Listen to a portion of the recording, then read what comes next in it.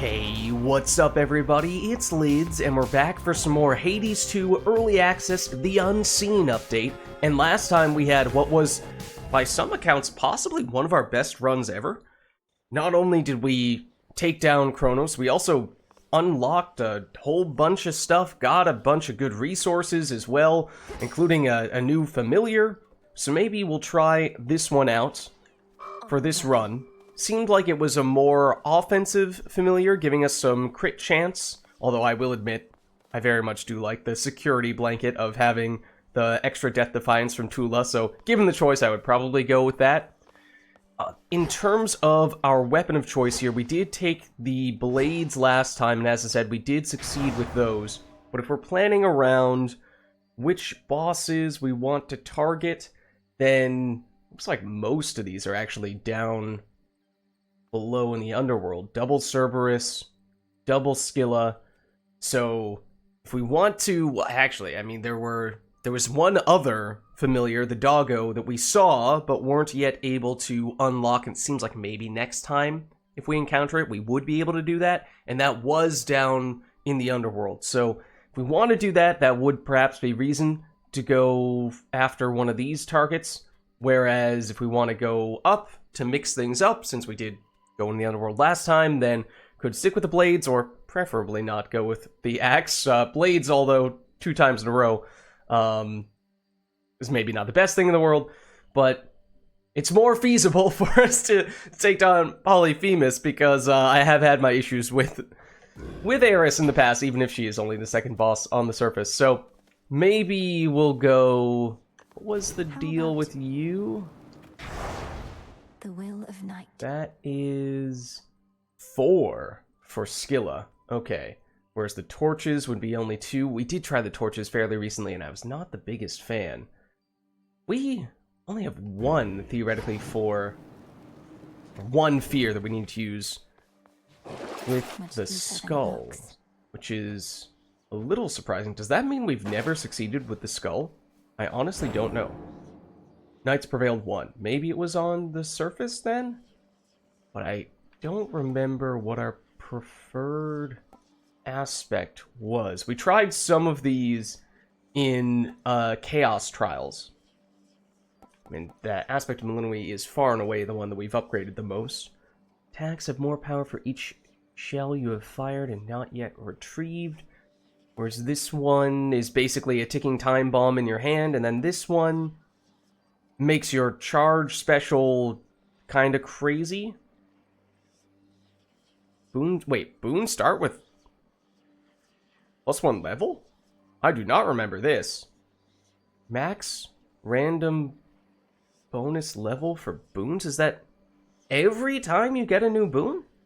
That sounds insane. Hold on. I'm intrigued. Oh, and this is the hidden aspect that we do not yet have the resources to get. Now that would be another reason why we might want to go to the surface, because these are resources you can only get on the surface. But, I mean, there are presumably more hidden aspects that will require things from the underworld, so I think that's perfectly reasonable still to do that as well. So this would require Nightmare, which we've had a little bit of trouble coming across, though I think we did just get some of that in the previous run. Max oh, so this, what, applies for 2 boons, get +1 level? Is that how this works? And then this would upgrade it so that that happens with 3? Let's try upgrading this. It sounds intriguing. I don't like that the second upgrade also requires Nightmare. I was really hoping that was going to be a different resource, because I don't want to use the last of our Nightmare. I thought there was... We also got Darkness, I think? Which, yeah, was what we needed to get the last upgrade for our Grasp. We're 5 Psyche away. Okay, hold on. I'm not sure that increasing our Grasp by 1 is really going to make that big of a difference, to tell you the truth. I don't know if there's anything we've been eyeing that we need 1 more to be able to do. But at the same time... Fair trade. I mean, it's the tiniest little incremental bit that we need. We should probably just make that purchase and then do this. I think there's at least one other thing that requires Darkness that we were not previously able to get, But I mean, this is a pretty big deal, right? I know my limit now. And that is the This maximum. it. So, and that... Wouldn't be surprised if that completed a prophecy, although I feel like I didn't notice any sort of pop-up happening there. Apparently not. Wow.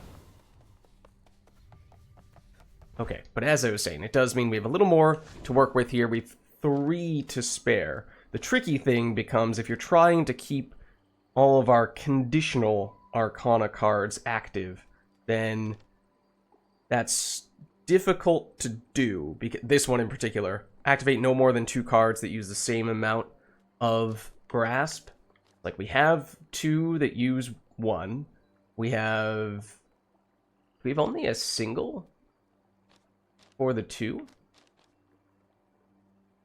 feel like we had this active before, and I might have accidentally deactivated. Oh no, we have a 2 here. Okay. Yeah, definitely like that. Also, that's fantastic art of Prometheus. So we have 3 here.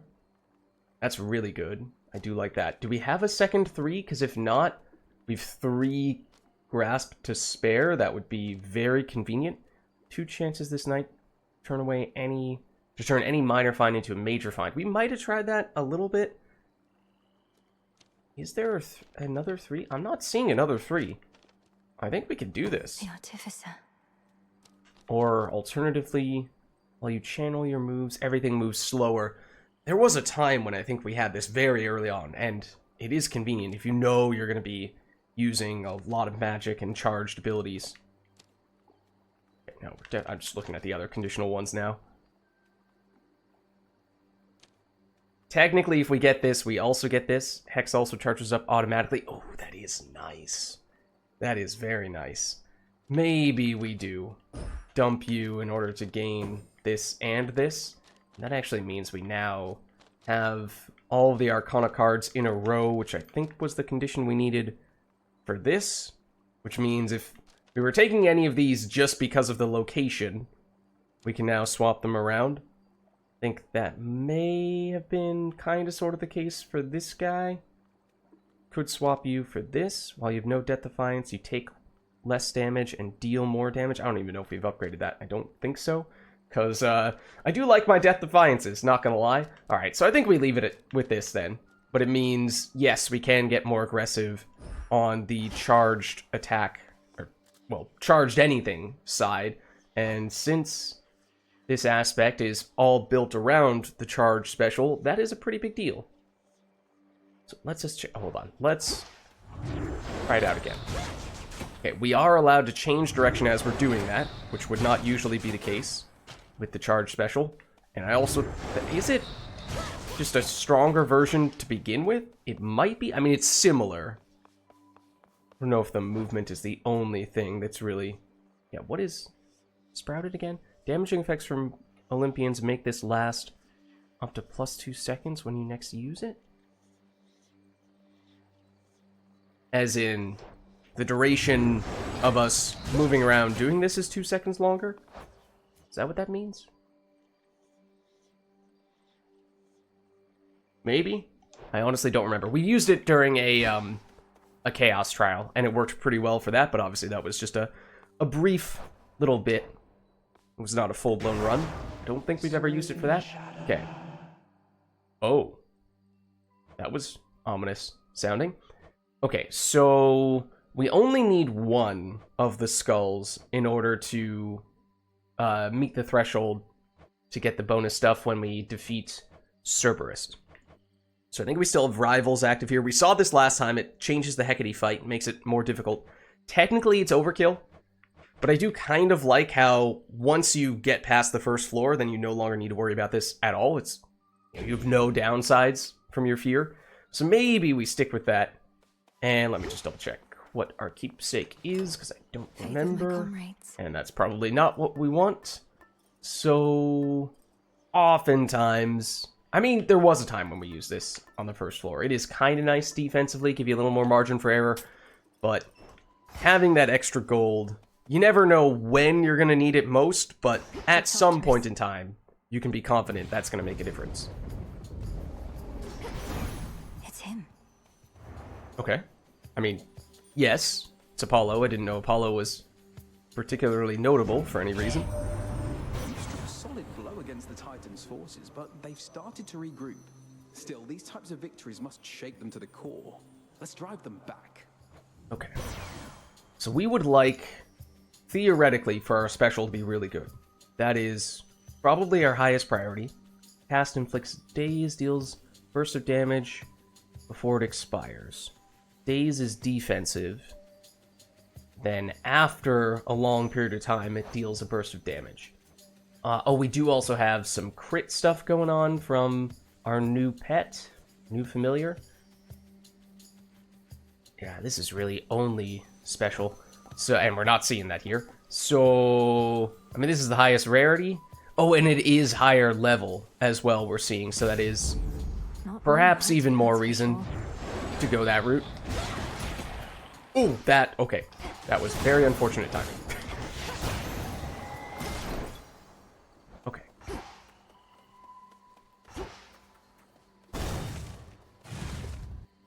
So I'm not sure that we necessarily need to do this on every room against every enemy.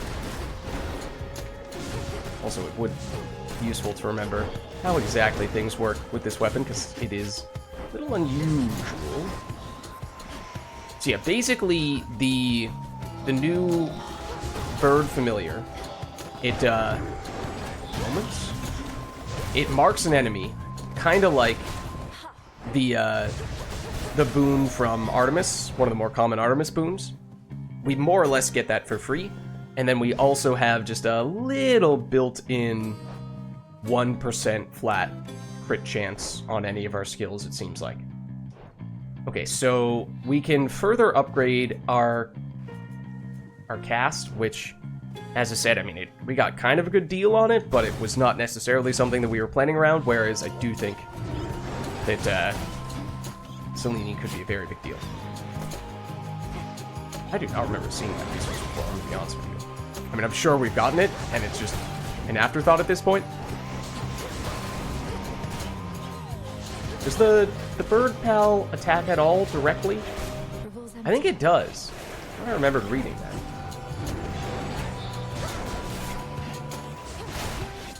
Oh, I also should double check. I think our charge special, the one other thing that's special about it, is that we are immune from damage as we're doing it, or am I making that up? Damaging from Olympian. I might be making that up. I call upon the moon and draw you down. Your relatives on Mount Olympus all are well aware of me, of course. In most respects, I now can aid you openly, and even they themselves may grant you greater strength using my light. Let them believe that strength is theirs alone. Oh, wait, this might be referencing something that did come out with the most recent update, but we've yet to see it. A god may cross your path. A god may cross our path. You see, there's a little icon there next to this top one. It has a little lightning bolt. So your Hex fires a beam that deals 800 damage over 2 seconds. That is usually one of my preferred ones. Not a huge fan of the Morph. And then the Wolf Howl, I remember at times this has gotten us into trouble, because we have to basically jump straight into the pack of enemies and oftentimes take damage in the process. So I probably like this the most anyway. But then you see Olympus Rising. The Path of Stars for this Hex will include a God-sent effect from an Olympian. So it's basically Hex plus some additional bonus power from an Olympian. Don't know exactly what that looks like yet, because that is new. And I was assuming, based on the icon, that that meant it was going to be Zeus.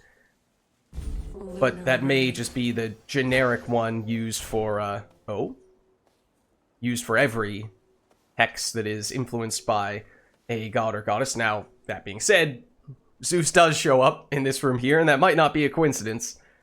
And I do believe he is one of the few boon-giving gods and goddesses that we actually still need to gift our initial nectar to, so sure, we'll go for it here.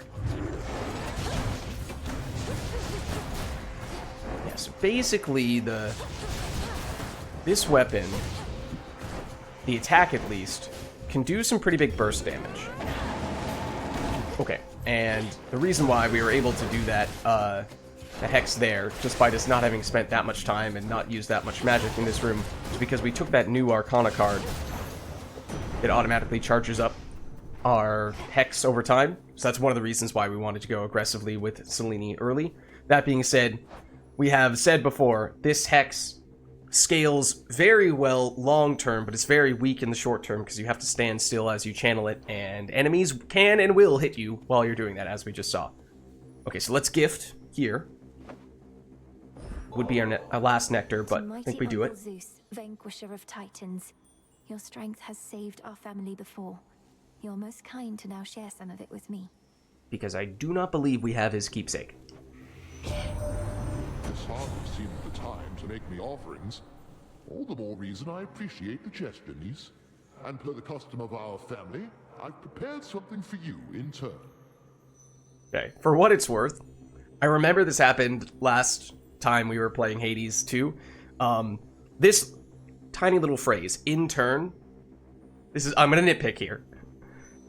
In, what would that be, 2 games ago, Supergiant made Pyre, which was a visual novel slash sports RPG, which you should check it out. That sounds like a strange combination, and it is, but it is still a great game. But there's a lot of writing in it because it's part visual novel, and they just threw in the phrase in turn in random places where it did not add anything at all. And sure, like,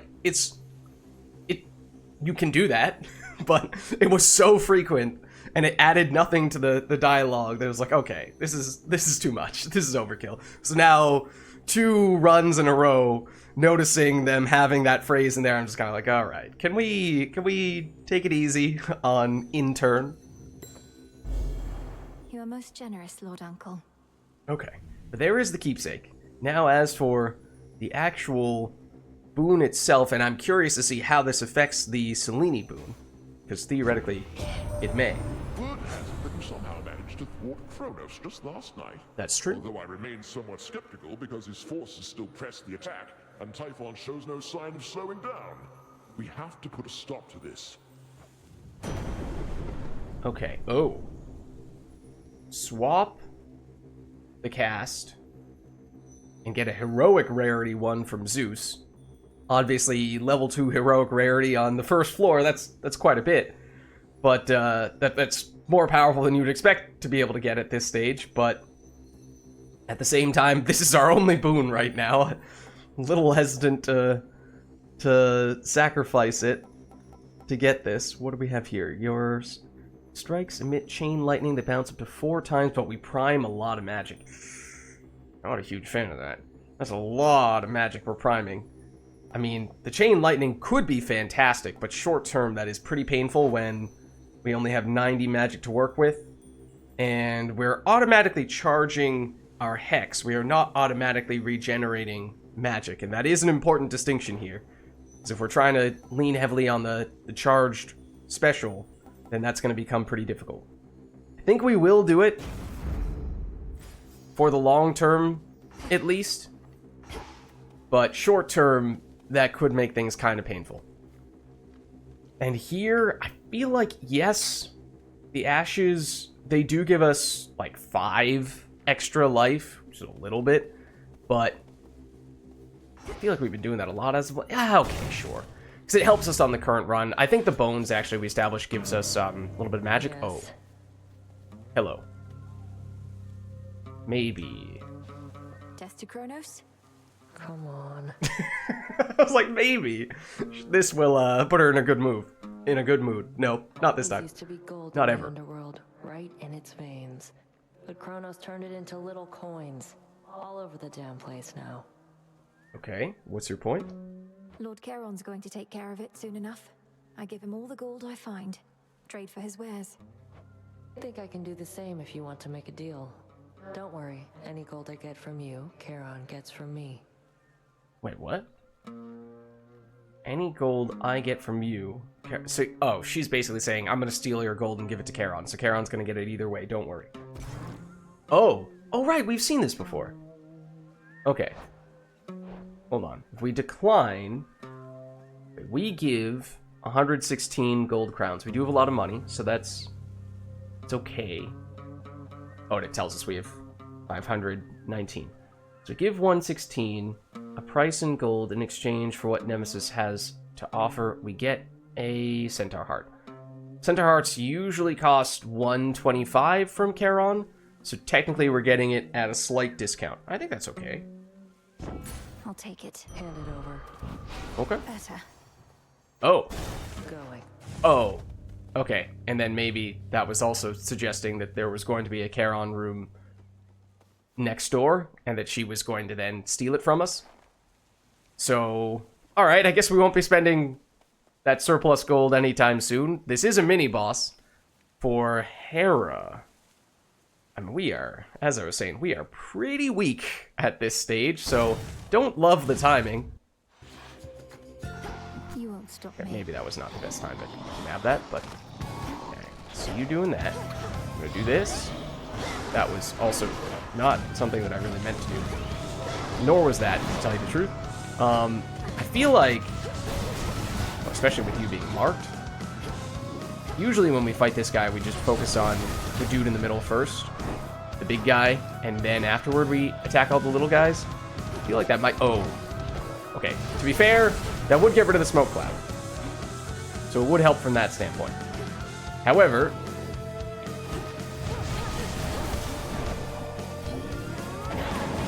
Sneak this in now, a little bit.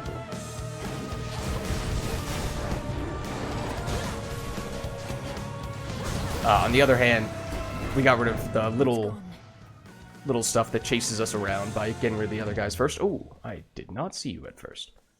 Okay, so we'll take this. Theoretically, it should be higher rarity. It's blasted Typhon girl, the worst monstrosity you can imagine. Kronos up and decided to wake him from his deathly slumber and pointed him towards us. So what if we cannot die? Things can still be very bad for us. Feels like the writing there is a little lackluster. Things can still be very bad for us. It's like, okay. Not the most flowery of language, which I might have otherwise expected. Okay, so let's see. Hitch. Oh, right. It makes it so foes take... Wait. Take 30% of damage dealt to other... Yeah, it basically gives us a form of area of effect. We can get that on our sprint. It feels like you generally need that to be on either multiple things or something that's going to be more of a primary source of damage, although 90 damage from a sprint is a fair bit. Charge moves create a fissure. Oh. It deals damage in a long line, but uses more magic. And again, this feels like long-term that could be good, but man, we are really putting ourselves in a tough place. And remember, the Hecate fight is going to be harder than usual because we did go the rival route. So, if we can get enough magic that we can still use our charge special regularly, then we'd be fine. But for now... Wait, do we... Hold on. Did we take an Arcana card that gives us automatic magic regeneration? Or is it only Hex buildup over time? Because there is one that gives you magic restoration.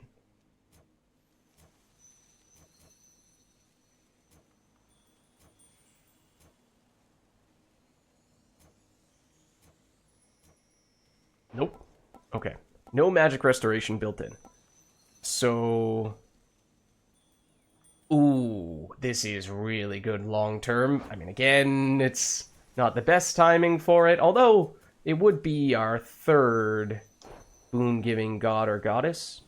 So we'd be at 12% already, which for a relatively passive effect is not bad. Allow me. Oh? Hold on. We just heard Selene there. Has this changed? Or if we upgrade it later on, it might change? So I was expecting something to happen with the Zeus boon. But now it might actually be that Hera is the one who's going to be linked to that. I don't know. Okay, hold on. Get ready for this. Oh, I almost messed that up.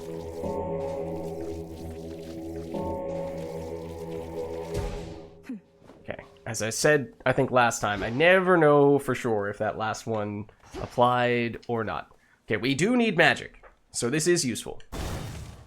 Usually I kind of scoff at the bonus magic rooms, I'm not gonna lie. But on this occasion, we do need it. Oh, and there's the, okay.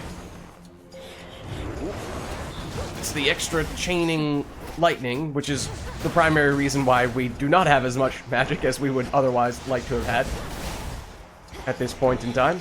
Also, we can throw that down. Oh yeah, see, this is the problem. Is we do not have the magic to use many of those. Yes, I know we have the Hex, but as I was saying before, it's just kind of awkward to use at this stage. But this will help. Felt that. We could get a nectar, which, given how we are currently nectarless, is not the worst thing. And then mini shop. We've never gotten this before. Oh, understandably. Yeah, your attacks and specials deal huge additional damage while not empowered by boons for 6 encounters. If that were permanent, then you could maybe go and try to find one of those places where you can sell boons and deliberately sell everything, and this just becomes your primary and just about only source of damage. But yeah, you know, no thank you. I mean, you could spend 10 gold, have it do nothing, and just get closer towards completing that prophecy, which maybe isn't that crazy to do, but I think we just carry on here. Ooh. Okay, that's a big dude. And you set up a lot of the brambles, which I did not particularly like to see. So let's get rid of you. Do we have our skulls? I don't remember. Yes, we do. Okay. No shells. Ooh, it's a chaos room. Okay. It's... What floor is this? This is... Or what room? It's room 8? Oh, man. Oh, man. I was gonna say, it's a little later on the floor than we would like to see this. The earlier the better, so that it potentially evolves by the time we get to the boss fight. It is still the first floor, but we've made all these sacrifices early on for our long-term betterment. So the Hecate fight could go south.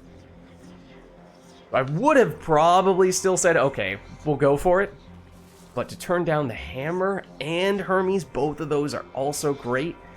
But we did see, we got some interesting stuff when some crafting materials like darkness when we went in here last time. So we'll do it. I'm not thrilled about it. Do we still see, oh, okay. Some other resources.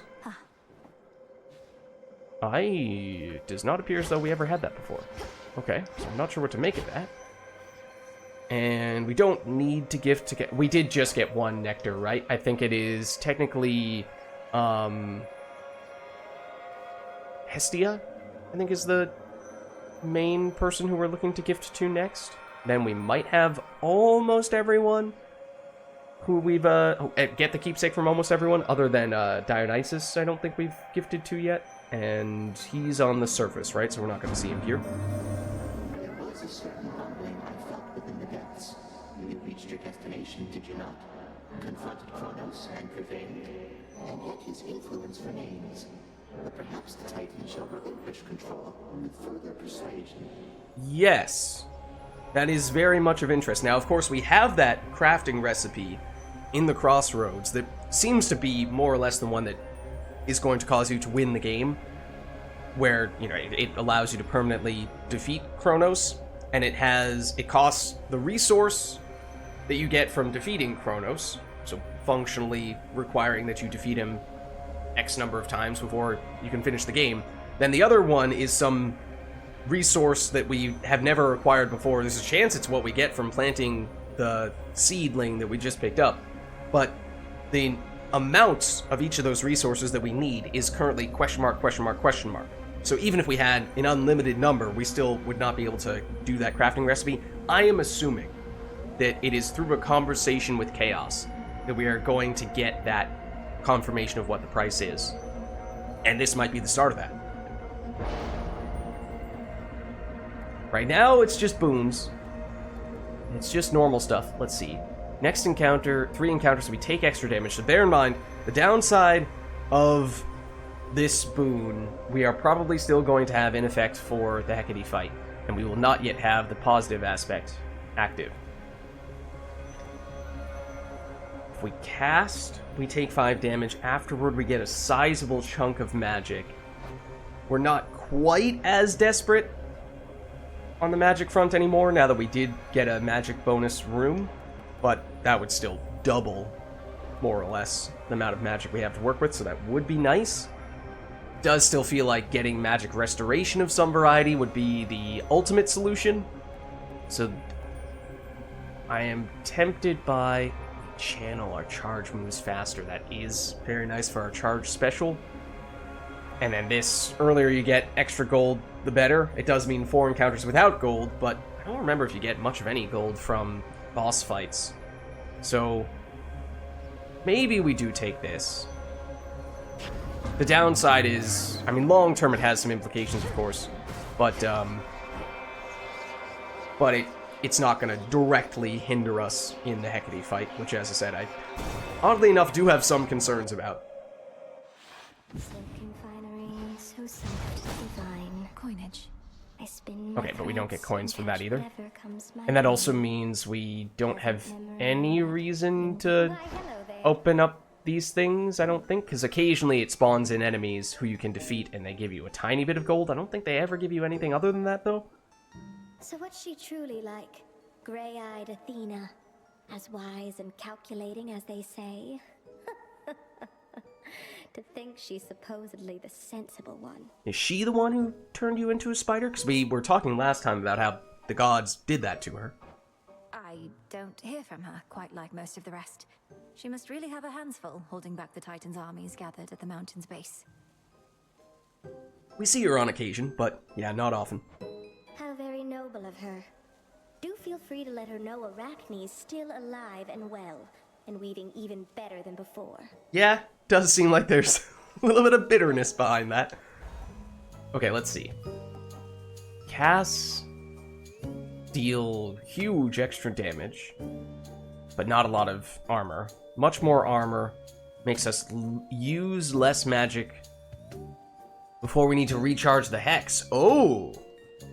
But, I mean, if we had our Hex more heavily upgraded at this stage, that would be great. 5 extra gold whenever we exit a location. If we had more armor to work with, that one could pay off a lot long term, although we still have the chaos effect that makes us not earn any gold. So, no. This is a horrible time for that. So, I think it's still this. We'd love to see Selene one more time to make that Hex a little bit stronger. Because it's still in that early stage when it's a little painful to be charging it. Okay, well, obviously we're not going to go into that room when we can't get gold.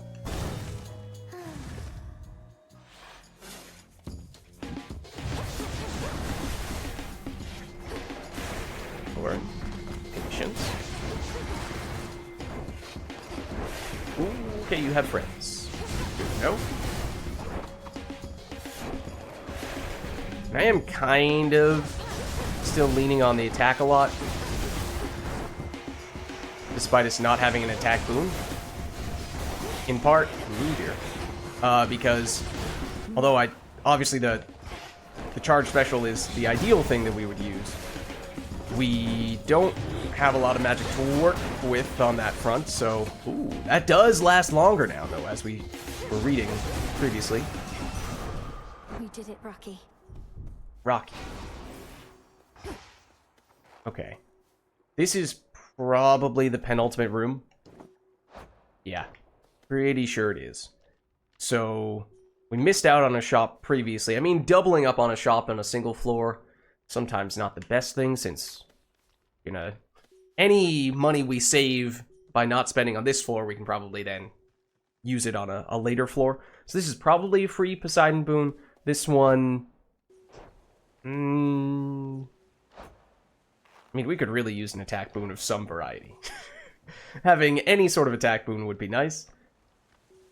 Maybe we do skimp a little bit on the spending on this floor while we know we don't... Oh, we're gonna actually have to do the fishing minigame this time round. Since we know we don't get gold for a little while. But still, I'd not expected you could take on Kronos and prevail. I thought at best you'd keep him busy for a while. You must be very strong, like me. This also feels like inferior quality writing. You must be very strong, like me. Like, yes, okay, it sort of plays into the Poseidon's, you know, charisma, or he's very confident in himself, and he's, you know, maybe not the most, in his case, it's not that surprising to see that he is not using all these clever words and phrases. Not saying that he's dumb, but maybe he's maybe a little bit.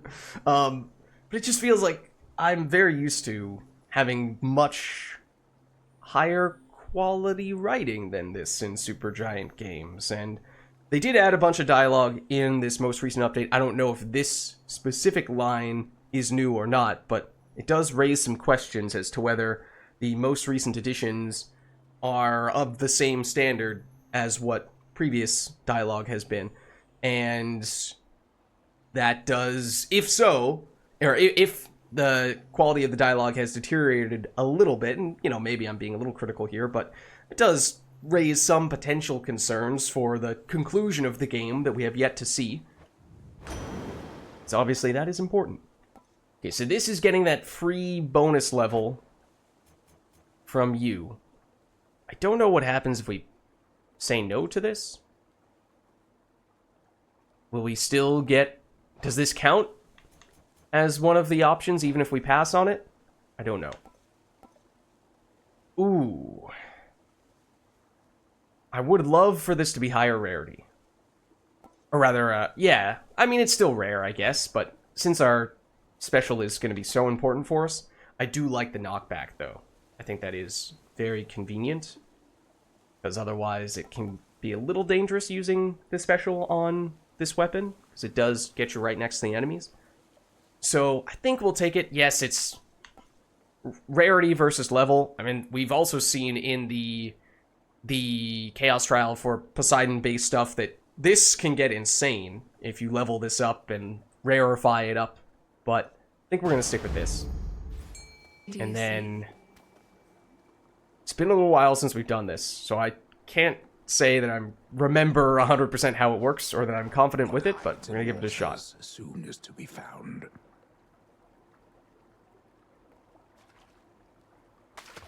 It's a bite. Wait. I put a soul belly? Okay. That seemed different.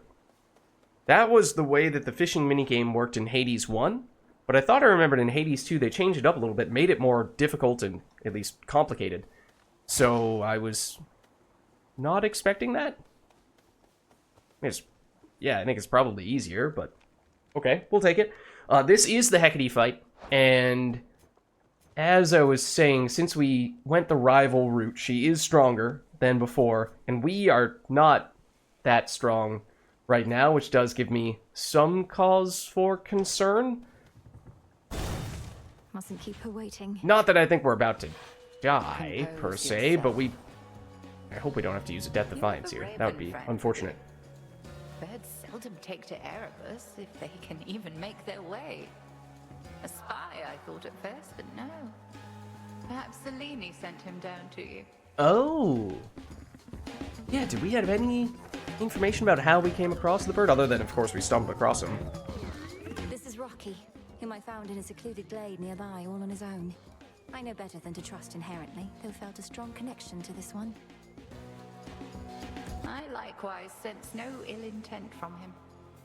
Our familiars may take on a variety of forms, no different from our friends or enemies.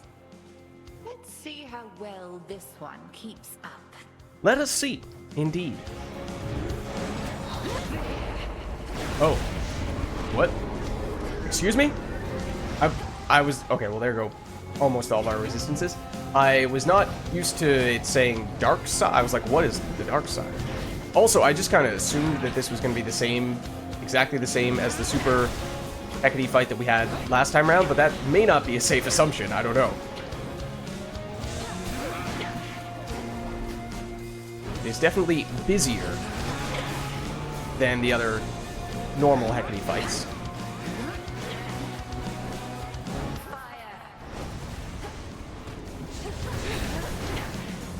It's just easiest, and it feels safest to just use our basic attack rather than leaning heavily on the charge special.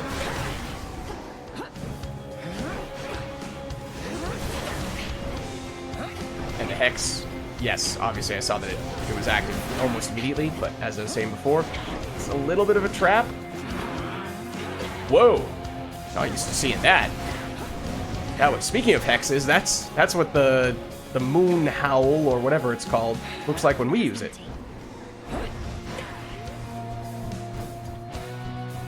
Where are the other ones? I need to remind myself where the icon is for where it shows us how many of the skulls we have. How about this? Oh. Please stop doing that so that I can pick up the skulls. Oh, and this is where you spotted these. Gotcha. Maybe this is a time to do that just a little bit. Not really sure that was worth it. But with our very limited amount of magic, and as we established previously, our inability to replenish that magic.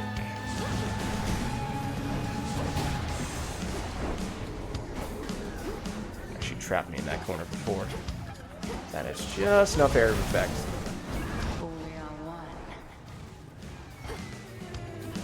Okay, well, which one of you is the real you? Oh, okay. Yeah, it said dark side before, and I didn't like it.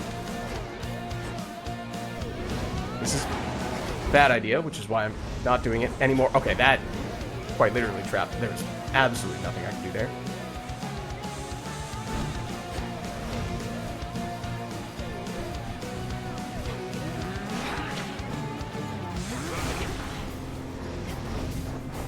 Nope, nope, don't do that. Please stop that. Oh, and also it locked on to someone who was nowhere near the Hecate that I was actually aiming at. That was kind of frustrating. Oh, that's another Hex from Hecate.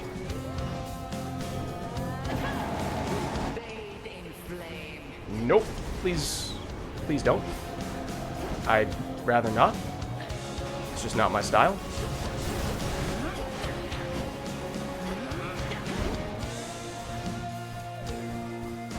Nope. I'm just trying to get the skulls. That's all I'm asking for.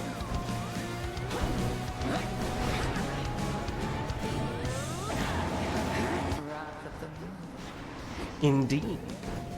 That is correct. Okay, she's close to bathing again. Ooh, let's not get hit by that, though. Did she? No, she did not. That's where the icon is. Okay, 0 out of 4. And then I say that, and all the skulls come back. There we go. Okay, so now she transforms us. This time we're... Oh! It's a piggy this time. Originally it was a sheep in the normal Hecate fight. Then last time when we did the rival fight, she turned us into a rat, I thought. And this time it's a pig. So I don't know if that has any significance whatsoever. If there's any difference, practically speaking.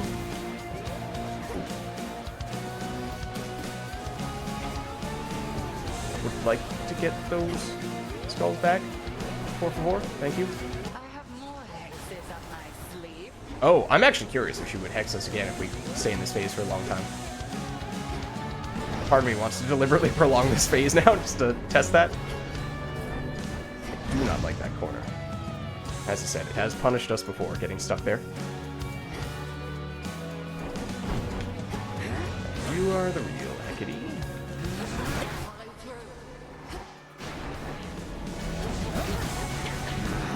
Excuse me.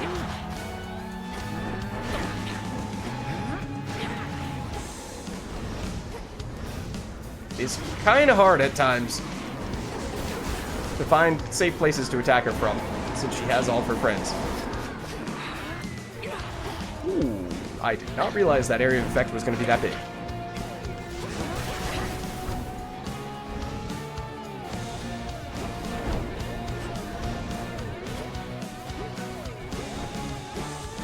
Okay, come hither. Thank you. Not quite enough. Ooh, that was close. Okay, one more hit. At least one more chain of hits should do it. Is that the real one? Oh, no. Oh, dear. It was. There we go. Right as she was about to hit us, too.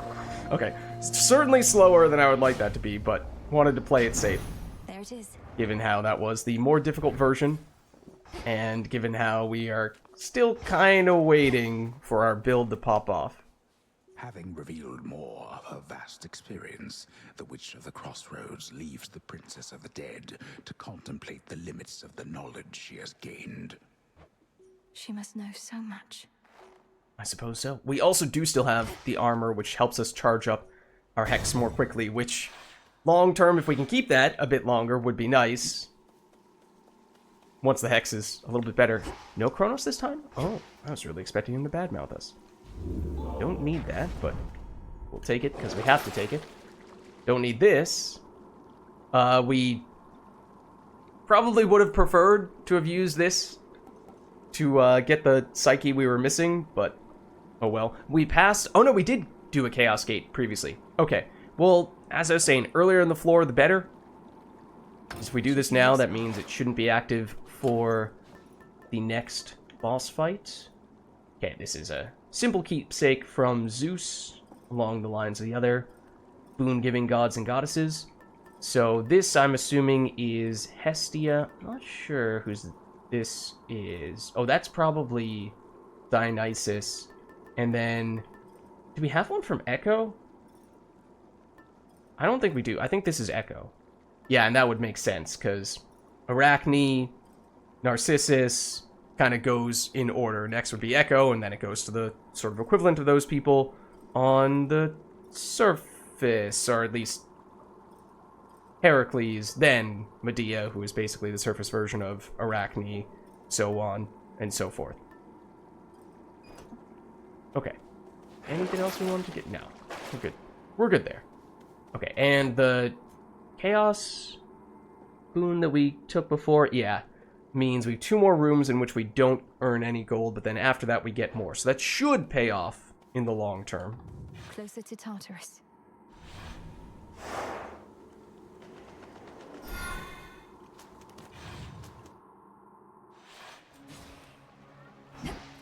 We should get Chaos Room right here. See what we're passing up on the life. I mean, it'd be kind of nice, but why not?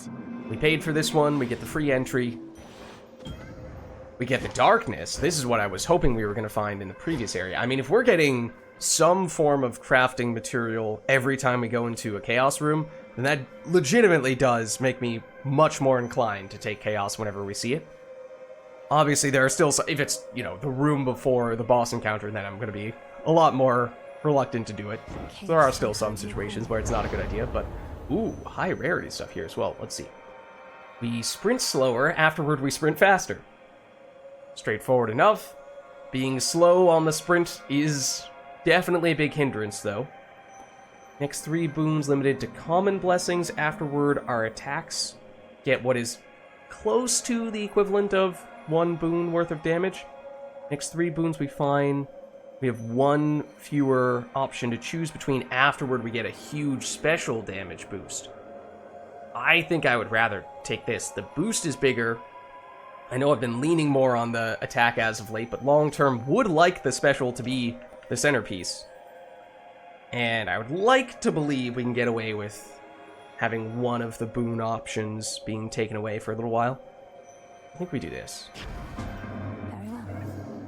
Okay, now that being said, it would be nice to immediately see some boon rooms so that we can get that happening. Get that boon evolving as quickly as possible. Oh, this room is very confined.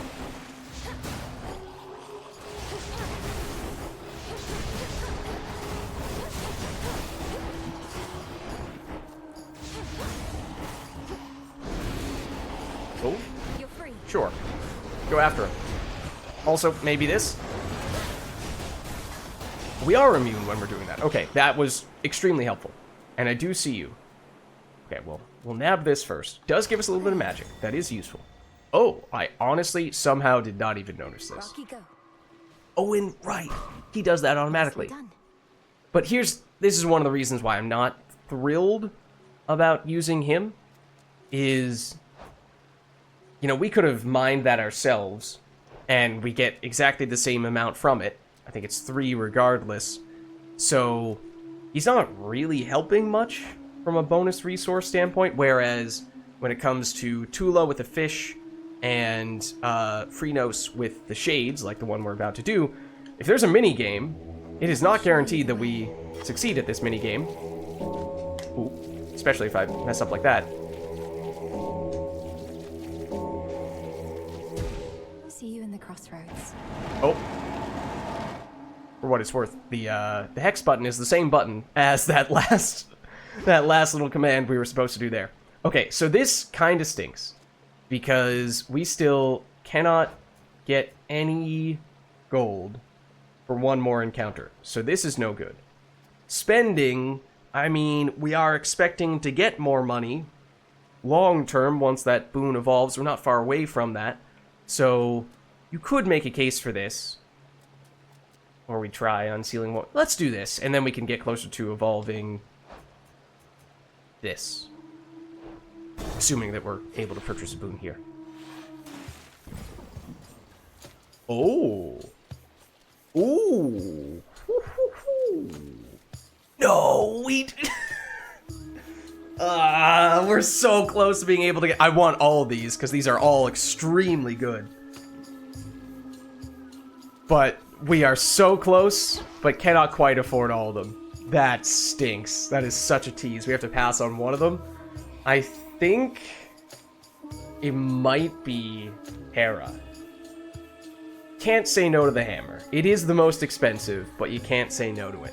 Then you would probably say pass on Selene, because she's the least expensive, she's maybe the least significant, but I beg to differ there. We have a lot of stuff build around that's either built around or has the potential to build around the Hex. So I think this is a very big deal.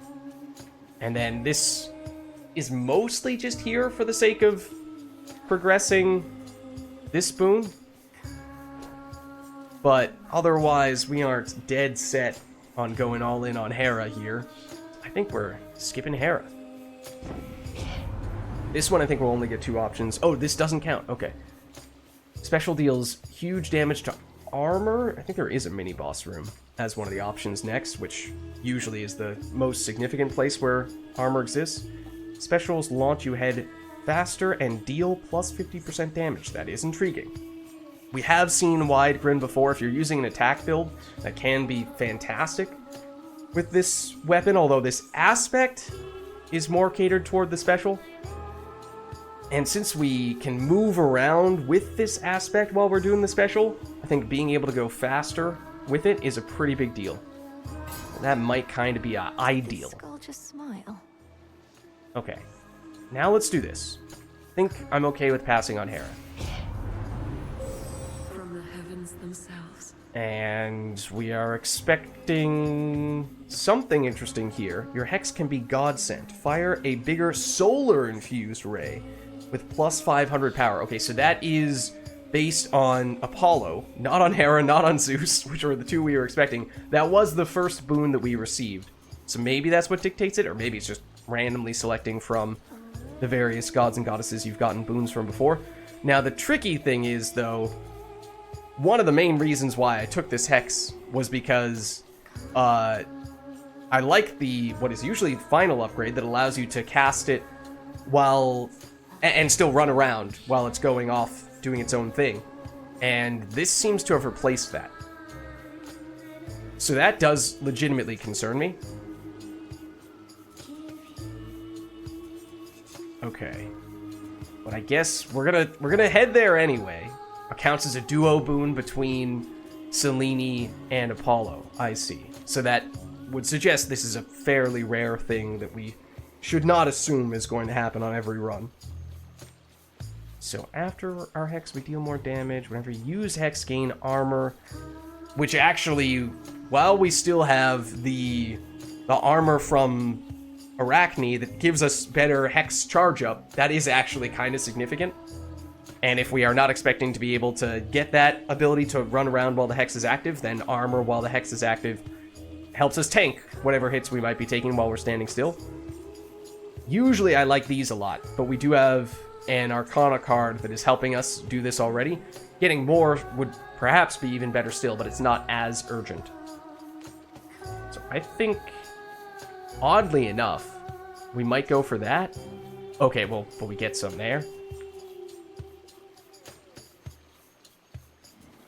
Getting 20, like 10 might not even be enough to mitigate all the damage you take while you're channeling.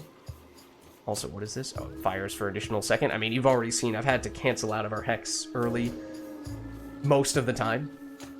So I'm going to go get 20 armor, get a little bit of bonus damage. And then this is a little tricky. How willing are we to go with the mini boss when Hermes could give us things like special speed? Honestly, I might still do this. Hermes is good. Hermes is good.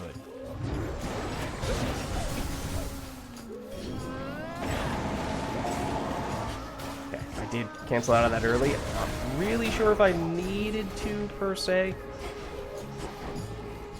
It felt like the responsible thing to do. Ooh, dear. Right, those guys explode. So don't run straight up to them, ready to pick up your skulls, only to get hit by the explosion. That's not going to be a fun time. I do see the other Hex as well.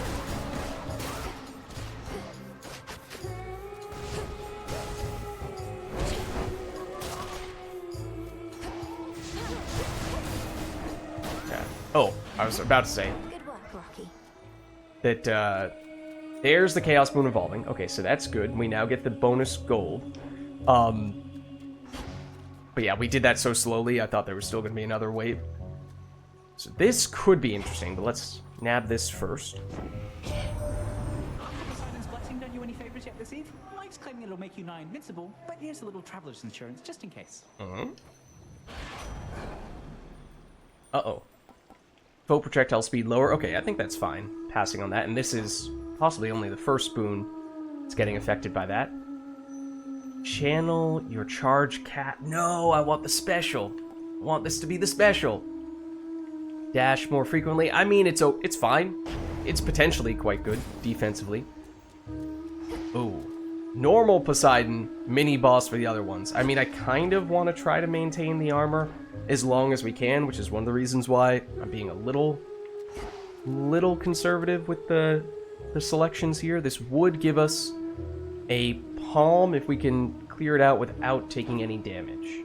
That palm would preferably go on this, I think. Let's try it. Let's go for it.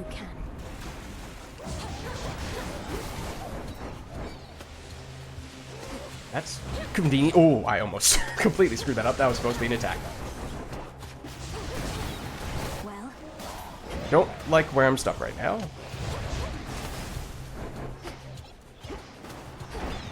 Ooh, nor do I like that. No! Did that count? I imagine it did. Yeah, it did. That stinks. It was the hazard. It was the arena hazard. It counted as me taking damage, and it did more or less activate directly on top of me, which is very frustrating. Should I have known that it was there? Yeah, maybe. But nonetheless, it does feel a little cheap.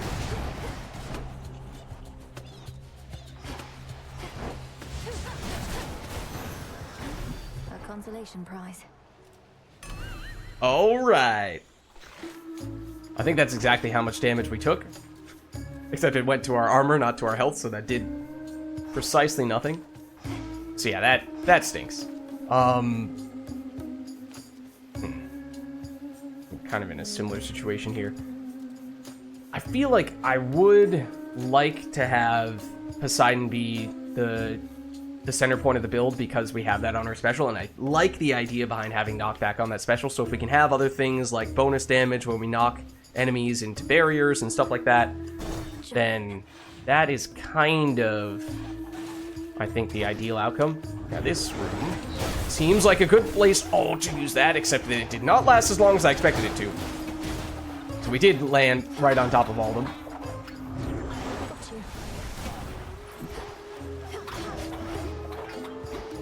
Can we get away with this? I don't know if we can.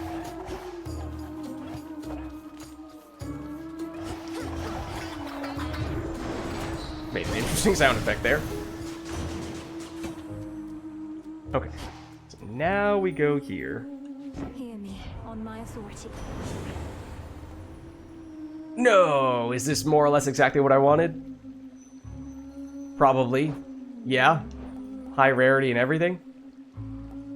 Charge moves make you briefly restore any magic you use, repeatable after 8 seconds. I do like that. Wish the rarity was better, but still. What happens if we do the reroll with this chaos effect? Does it count? I mean, I assume it would block one of the 3 options again, but does it count as one of the other instances, and so it makes it evolve more quickly? I'm not sure. Yeah, I think we have to do this. Magic Restoration is nice, because we had the automatic charge up for our Hex, but we did not actually have the magic itself coming back over time. And now this gives us magic, this gives us a little bit of life.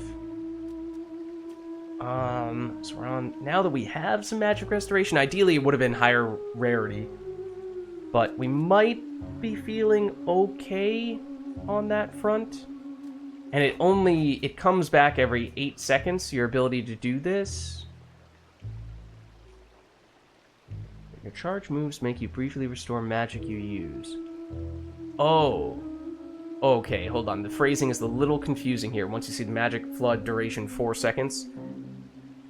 Basically, I think that means you have to use a charge move once. Then that activates this mode in which you will restore your magic of any... During that 4-second period, any magic that you use will be restored. So what that means is, say we use a charged, I don't know, attack initially. That activates that 4-second period. That's when we go crazy with charge special, charge special, charge special for 4 seconds. And then we are only getting the magic back from the charge specials in that situation. That initial charged attack, I don't think we get the magic back from. And then we can re-initiate that magic restoration mode after 8 seconds. So that's a little more gimmicky than I had thought. I thought it would immediately apply, but I think you actually need to use 2 charge moves in a row, more or less. So is that reason to go a little more aggressively on this front? I mean, I do kind of feel like in a vacuum, health is still better to scale. Even if maybe magic is, woo, hello. Bit of a concern for our build even at this stage. I did not mean to get stuck there, so to give ourselves a little more time to do that. Please stop doing that. Please. When I ask you nicely to not do that, I would appreciate if you would respect that by not doing it. Okay.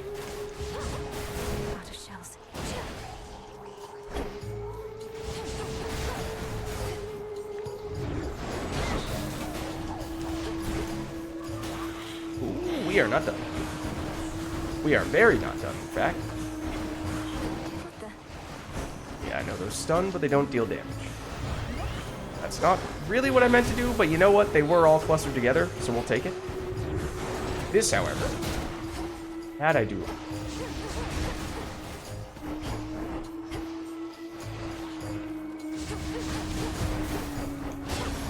Okay. That'll do. Man, you are really keen on giving us these minor rewards this run. It is at least our 3rd room, that we are seeing with this, if not our fourth, and that is probably already twice as much as we would get on a full run, or at least it feels like it. We're only halfway through, not even that. Okay, so we could...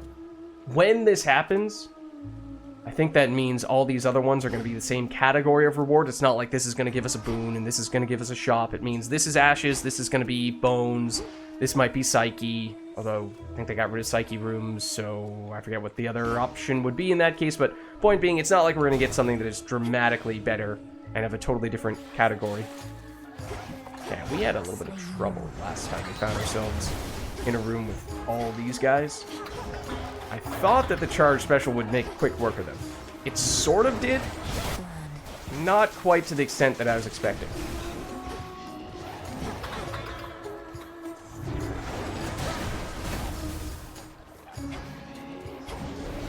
The duration of the charge special is also throwing me off, because it is oddly variable.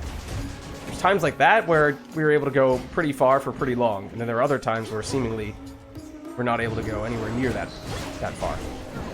Kind of like that. Seems like that was a pretty big hit we took there. It kind of seems like if we bump directly into something, then that immediately ends it. Oh, right. Never mind the fact that this is probably going to be more significant. Let's see, so now we can restore life. We're still on full life. We can get 2 mystery seeds. Next boon has upgraded rarity. That's tempting. How close are we to... I keep on doing that side when I mean to do this side. This might be the penultimate room here. In which case we would probably want to go to the shop. Even if these 2 things are free, we can potentially double up. We go to the shop there. Which means... I mean, this is not inexpensive. How'd you go? Does limit our buying power a bit at this shop. I think we still go for it. Oh dear. Okay, this is not really as good as I was... I mean, okay, buying power isn't going to be a problem. I think we get the palm slice now, so we have a higher probability of it landing on that. That is not what it landed on. Then we do this. Olympus, I accept this message. No, you really do not want me to have this boon. That's the same one you crossed out last time. And it's the one that I would really like to find. Any minor finds are worth more, and we receive healing, gold, and bones now. We do already have a gold bonus. This is a level 2 rare attack, which is nice. When we don't yet have an attack boon. And a... direct value, indirect value. More immediate, more long-term. Try doing this. Something changed about my chaos boon. That was the one that now... That makes our special stronger, right? Okay, so that is big. That's very big. That's a whole bunch of extra damage. I really dislike where that landed. Making it really hard for me not to accidentally pick up that food there. But we are getting the bonus gold now, so you see that we practically made back all the money that we spent just by picking that up. Okay, now we do this.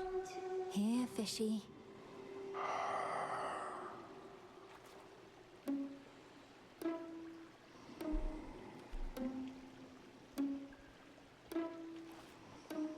Ooh, made me wait a long time. Is there a water denizen she cannot catch? Oh. Huh? Did not expect that line from Homer. Okay. So obviously this is the boss fight. We do still have our armor. This might be the longest time we've ever held on to the Arachne armor. Obviously, there's a very high chance we're going to lose it very quickly in this fight. But the special is much better now. Cast is a bit better. We are still pretty lacking on the attack front, although just the base damage from the skulls is pretty good on the attack. So, okay. Here goes nothing, I suppose.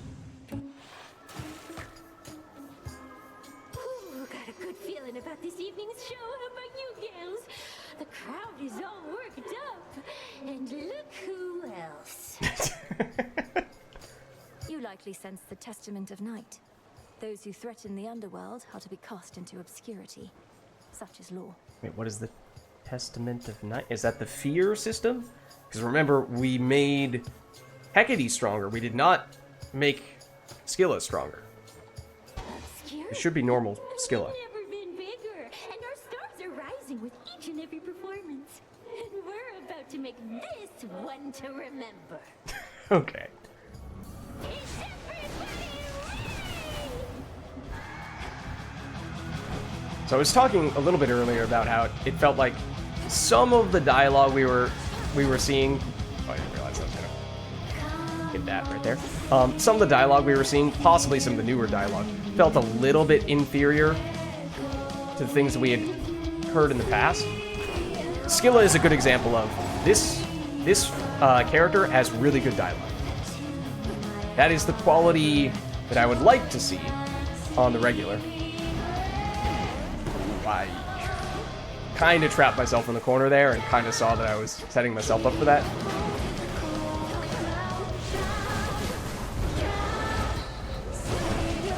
That was conveniently timed. Oh, you are really eager,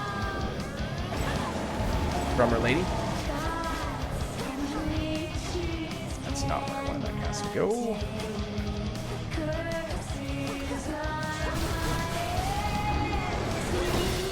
Ooh, the iframes, I think, bailed us out a bit there.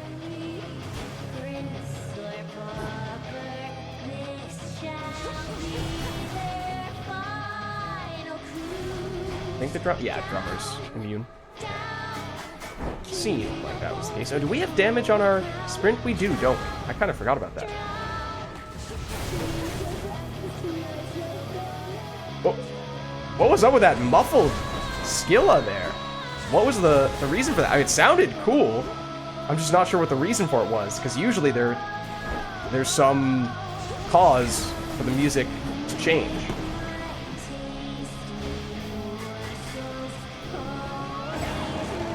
Oh, okay. Conveniently, we could immediately change over to Scylla.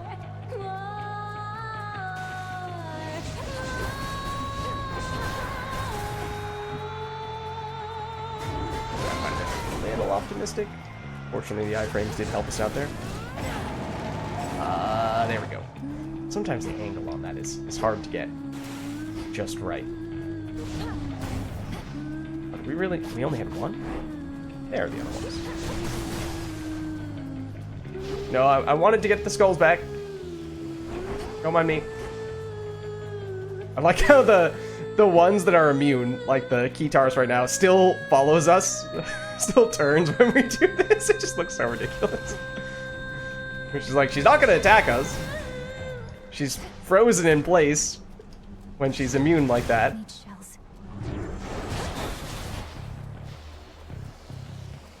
Okay, can I hit you with the hex? What way are you facing? Oh, that's unfortunate timing. Hey, Jenny.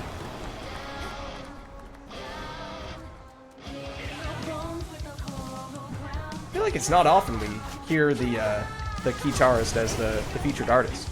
I was just talking about earlier how the way in which the song plays out differs based on if someone's immune, if someone's the featured artist. But I did not really remember, not really remember experiencing that very much for that member of the band. Really love to be able to make more of a point of dropping the cast on you right as we're on our way out. Did we get rid of the guitarist? Oh, I guess we did. I didn't realize that we did that quickly. Like here. Because the way our cast works in terms of dealing damage is that it only does it at the end of the duration. So we need them to be sitting right there when that happens.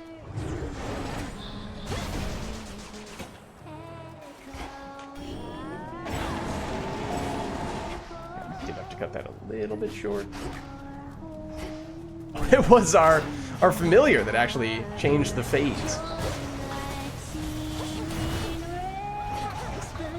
One moment. I don't really have time to charge this up, but that works.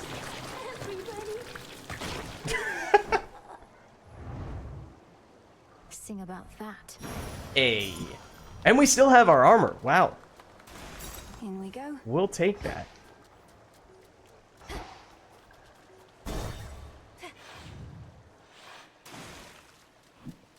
Okay, that means we don't need this. But we'll do it because we need to. And I don't even remember what we... Oh. No. Oops. I forgot to change our keepsake on the previous floor. My bad. Because usually on that floor we would go Moonbeam, which would have been really convenient to help us power up our Hex more quickly. Especially when we have that big duo boon on the Hex that we're trying to get.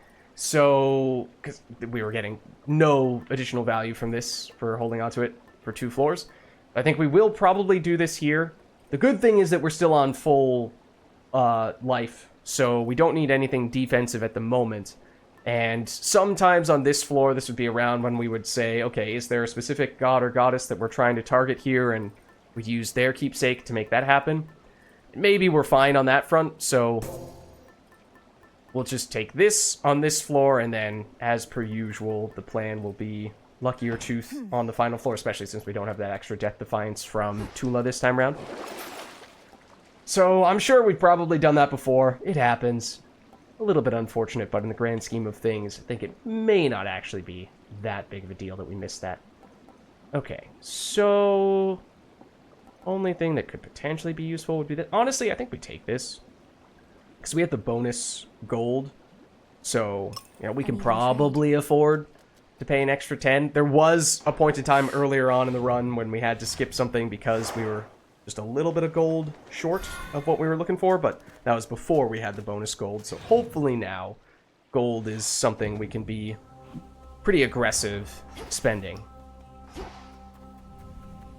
feel like usually we go up for this zone, not down or to the left. It's throwing me off.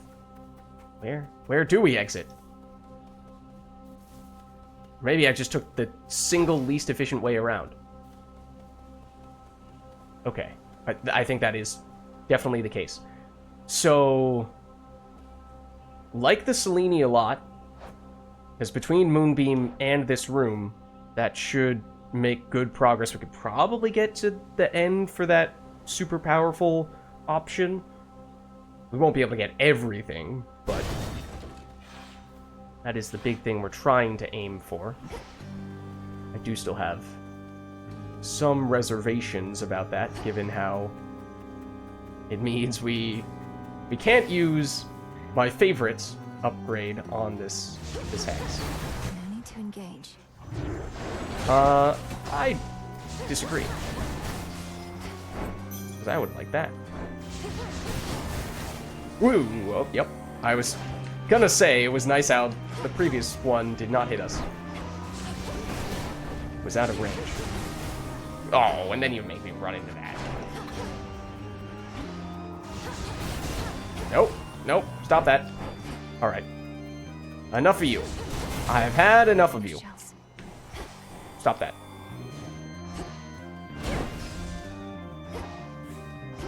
Okay. Is that the actual... no, this is the bow. In question... flourish and reveal my path. There is this little spot here. Oh, there's actually this, too. Fetch, Rocky.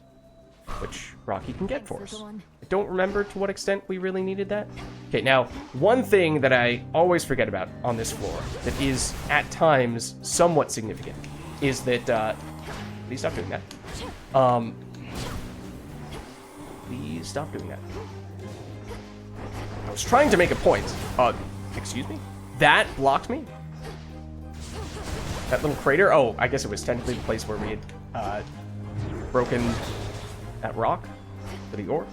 But Echo does show up fairly often, and when she does, she has one potential reward, which is duplicate whatever the bonus was, the most recent bonus from the previous room. So that means, you know, would we want to get a second heart, or would we want to get a second Selene? Probably a second Selene. Whereas in other circumstances, in other floors, I would usually say, well, let's go for, let's get the best thing first. So we get as strong as we can, as quickly as possible. Because that's probably going to help us out.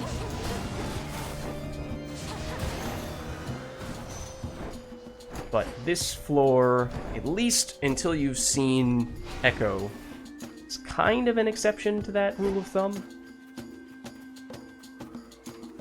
And this is debatable, since this already shouldn't be using a charged attack. Charge special, yes. Basic attack, yes. Not charged attack. He says as he uses charge attack.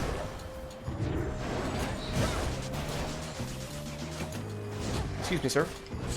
Excuse me, sir. Thank you. All laid to rest. Yeah, because this might already get us to the key threshold we're looking for. I think it will. Yeah, we have 8 to work with now. So, tons of armor while we're doing it. Oh, that's true. I can be more lenient with just holding the hex, because we theoretically have 30 armor when we're doing so we can... And it goes away as soon as the hex is over, so... The whole idea is that helps you tank a hit, so you can channel it for longer without needing to dodge out of the way. So, this is the key. It also... It does not increase the total amount of magic you need to spend to use it, which is usually the case for the final option there. So that's interesting. And we can do... Oh, we have to go all the way back if we want to get up to that side. So we have 5, 1, 2, 3, 4... We could go there if we want. Hex pierces through foes, or has plus 500 damage the first time it hits. Or Hex fires longer. We could do this, and then also get you, which might be beneficial. Even more armor. I mean, it seems a little silly, loading up on tons of armor while we're doing the Hex, but at the same time, the further you go, the more damage enemies can deal in one hit, the more meaningful it is to have that high temporary source of armor. But now I think we just start heading in this direction, and so that if we get another, at least primary, Selene upgrade, then we can get That should have done it. get the next fairly big improvement there. Okay, so it's a mini-boss regardless of which direction we go. It's just a matter of which type of boon do we prefer. And neither one of these two are people who we have focused that much on. I'm not sure what our preferred answer is.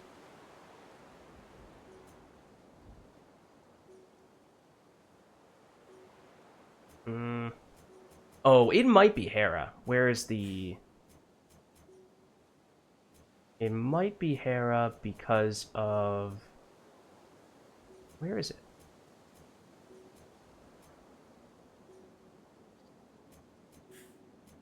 Didn't we get one that gives us the status effect from Hera? And I have probably gone over it several times now, but all of our boons are blue, which does not make it any easier to quickly identify them. Okay, so I think we do this one. I have no idea which mini-boss it's going to be. We shall see. It's this one, which may or may not be my preferred one for us to face.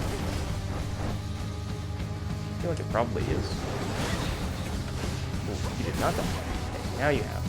So this one is easier to whittle away at.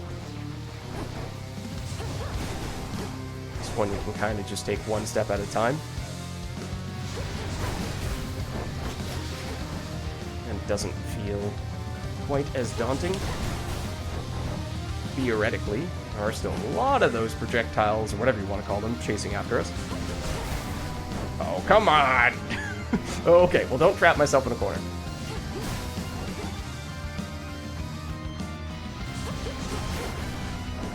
So theoretically, every time we destroy one of these enemies, there aren't quite as many projectiles chasing after us anymore, right? Except most of them are coming from the big boss in the middle.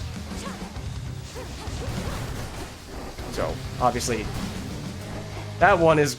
I'm saving that one for last. It may be the most significant, but... it's also the tankiest of these enemies, and perhaps the most difficult to get rid of. So, slow and steady. This is also a difficult one to do this for. Oh! Although that's a lot of damage. I did have to cut it slightly short. There is technically a small window in which, see right there, the laser beams are not active, but it's pretty brief.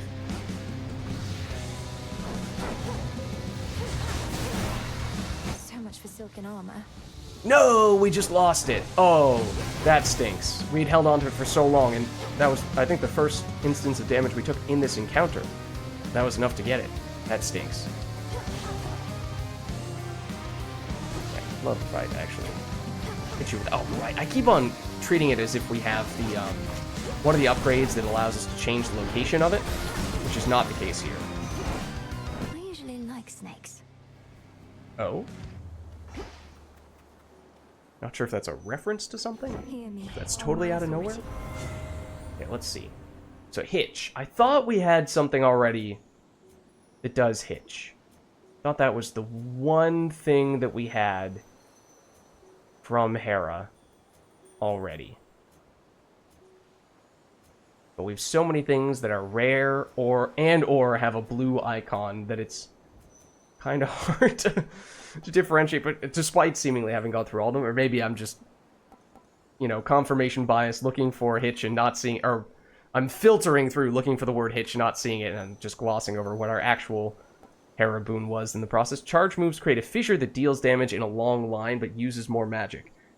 That sounds tempting. It does cost more magic, which is a little scary. Sprint inflicts hitch on contact and deals damage when it does attack. We still don't have an attack boon. And this is level 2. This is higher rarity. This is the most synergistic. So there's a reason to take all of them. How are we doing in terms of number of boons we have of each category? We are all over the place. We've the most fire. This would potentially get us to an interesting threshold. I don't remember what infusions you can get with fire stuff, but feel how much magic? I feel like this is still the right answer. Good.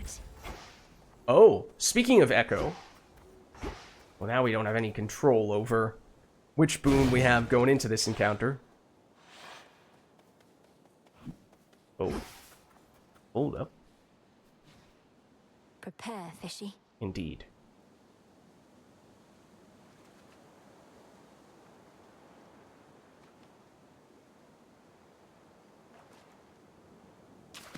Oh, I was a little slow there. We still got it. Okay. So close to Tartarus. Indeed. Is there anything else in this room? I don't think so. Close to Tartarus, to Tartarus, to Tartarus. Okay. This is exactly what I was just talking about. Manifest a copy of your most recent reward claimed, which would be a boon of Hera. I don't know. Technically, it was a higher chance of higher rarity since it was a mini-boss. I don't know if that also is reflected with this. Chance to dodge, but it goes down over time. Next item we purchase from Charon, gain another one at no extra cost in most cases. Should see a shop coming up soon from Charon. It is a little bit of a gamble that it's going to be... there are some instances in which there are no boons and no hammer upgrades, in which case, you know, if we're getting a double palm, or double centaur heart, it's a little less intriguing. Whereas this is guaranteed to be an extra boon. So I suppose if you look at it that way, this is probably still the best. Or if you think, you know, this is still valuable, you could go with that even if it is less meaningful when you need it most. I think we take this. Please take care. Take care. Take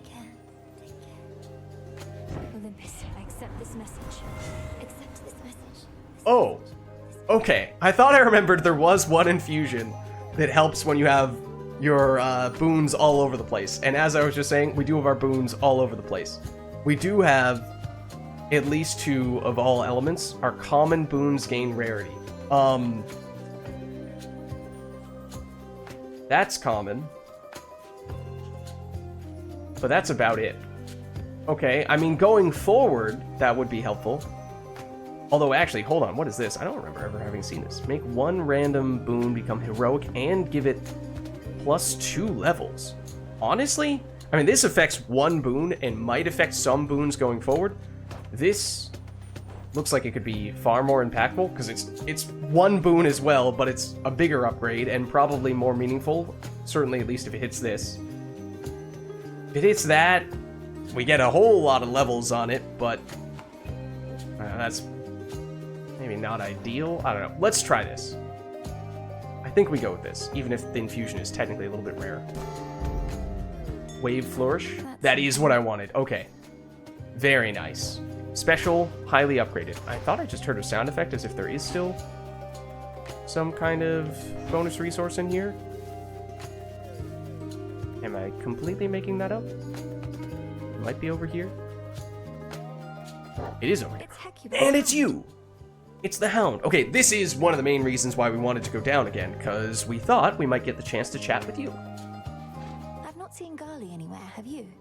Who is Gali? Also, ooh. See you around. See you around. Do we have... I thought we had, although I probably should have double-checked. The resource you need... Yeah, these. To basically confirm the familiar, so I guess we just need to chat with the doggo at least one more time. Also, Gali is probably another familiar, I would guess. Okay, so what do we have here? We have a lot of Poseidon stuff going on now, or at least we finally have the big special boon we were looking for. So if we can get more Poseidon synergies, that would be nice. But the other stuff there is less meaningful. We could potentially get the palm to upgrade you once again. But the hammer is very intriguing. The gold we get bonus value on, and the heart, you know, never say no to that. So I think I do still prefer going this route. And now we know that we are not going to get... Oh wow, that lasted a very long time. We know we're not going to get Echo duplicating any rewards anymore, so this is where we can say, okay, it's alright to go after the hammer first, because we know that's going to be the best, in all likelihood. There are a lot of these basic enemies, or these random enemies, I should say. They're actually not basic, they're armored in some cases. Although it is very nice when you, for whatever reason, choose to just throw yourself at those brambles and take damage in the process. I wasn't trying to activate that. I was just trying to see if I could, once again... Okay, I mean, not that it's a huge amount of damage, but it was kind of fun. Okay, and here is the bow. Illuminate my path.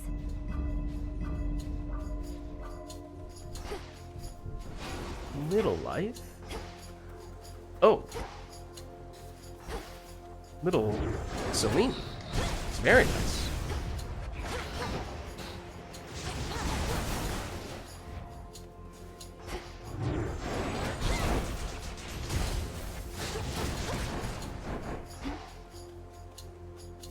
Did we get rid of that other guy who kind of zoomed past us? This is just one, right? Yeah. Okay, so that means we can get closer to you with the Pierce, which would be nice. Which would mean we're going for the extra damage after using the Hex. Or we could double back there just to make it easier to charge it up more quickly. I think we do this. Okay, so now I would like to do Hammer first. Technically, I think we can do the Hex right now. Time for a dazzling display. And then... Okay, the reason I did that was because I was fairly certain that it would automatically charge up. So we would basically just get the extra damage in this encounter active for the rest of the room, and still have the Hex back. The Hex did not start charging up, so it's a little unfortunate. Perhaps I did not assess properly. But either way, mission accomplished there, and definitely looking for something special-oriented here. Let's see what we find.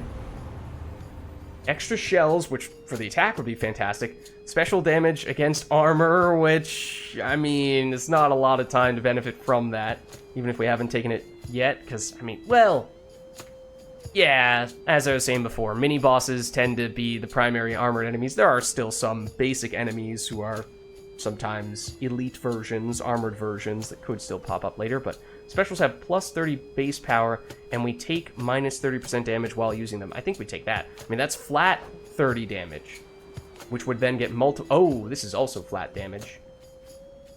So that's like 103, call it 100 damage, which is getting multiplied by the Chaos Spoon here. We're practically doubling that. So we have more or less 200 bonus damage on our special if we do this.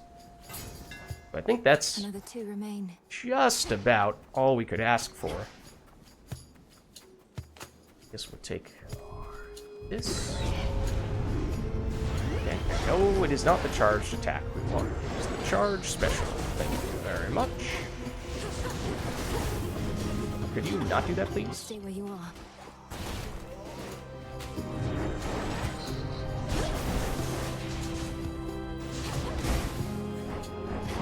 A little bit pinned there. Do you see those traps they put on the ground, which kind of trap you? Unsurprisingly, I suppose. Oh, these don't blow up on me either.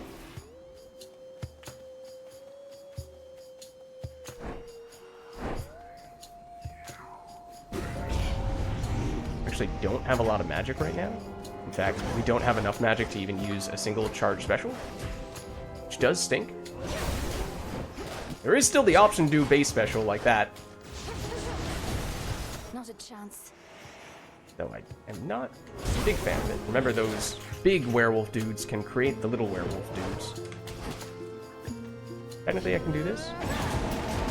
Does it only give the extra effect from Apollo the first time we use it in an encounter? That might be a thing. That's probably worth double checking. I mean, it didn't give us the dramatic animation.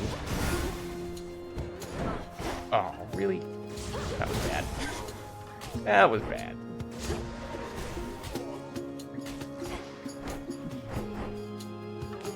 So you can see once we lose the charge special, things get a little more dicey. Especially when it's crowded, so it becomes harder to power through with the spamming the attack. Okay, so this is the penultimate room, one has to imagine. We can get very aggressive in this shop. It would be a free palm, but I don't think we need to be too concerned about how much monies we spend, because we are getting a lot of gold at this stage. Okay. And all of the above, maybe pass on the ashes. In the name of Hades. There may be duo potential here. We still don't have an attack boon. Wow. Yeah, I kind of forgot about that. We might want this at this point. Otherwise, Revenge boon, which is level 3 and epic. So that is a lot. We'll go up to 6. Is the thing that upgrades here with the level the number of times it can potentially repeat? I mean, it's still only gonna repeat with a 50% probability, so there's your diminishing returns right there. It's a very low chance that it gets all the way up to 6 times. Despite how this is 2 levels higher, I think we still take this. I mean, not having an attack boon at the end of this floor is pretty crazy. Probably should have taken this first, to be honest.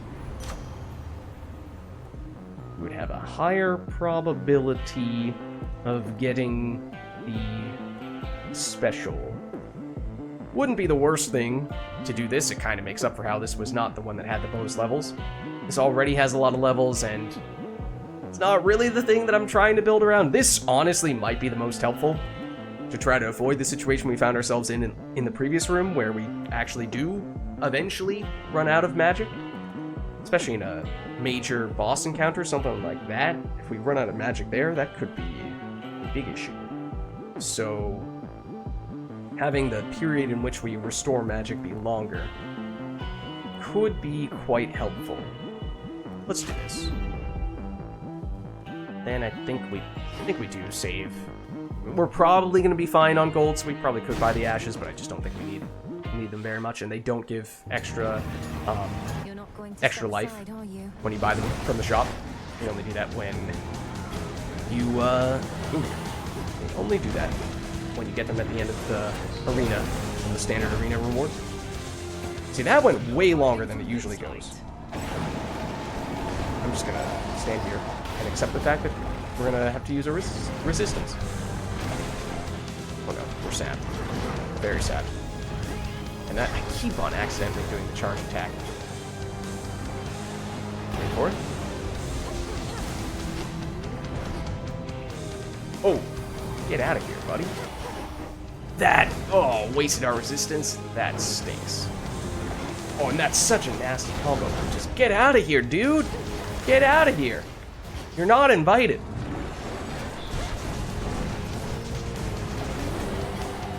All these demons.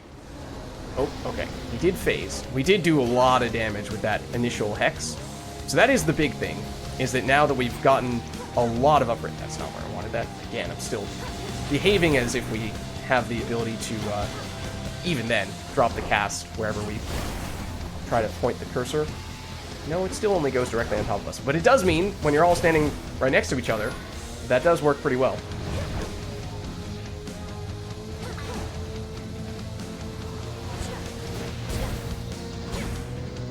There we go.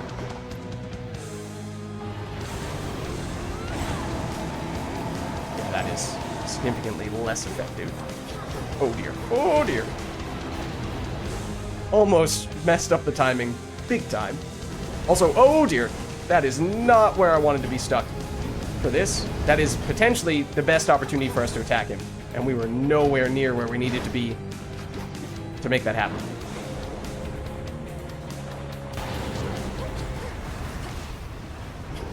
Oh, okay. Please don't move when you're doing this. But this is fine. This is fine. In fact, this is a great time to do this.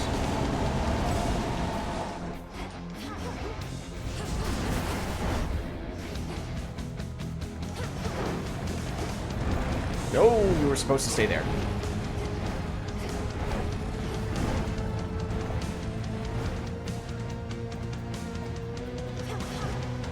Ooh, okay. You going away? Where'd you go? You're going here, except you do like to move now when you do that. Doing the... No, you're not doing the flamethrower. Kind of waiting for you to do the flamethrower so that I can hex again. So I would sort of like for you to do that. Okay.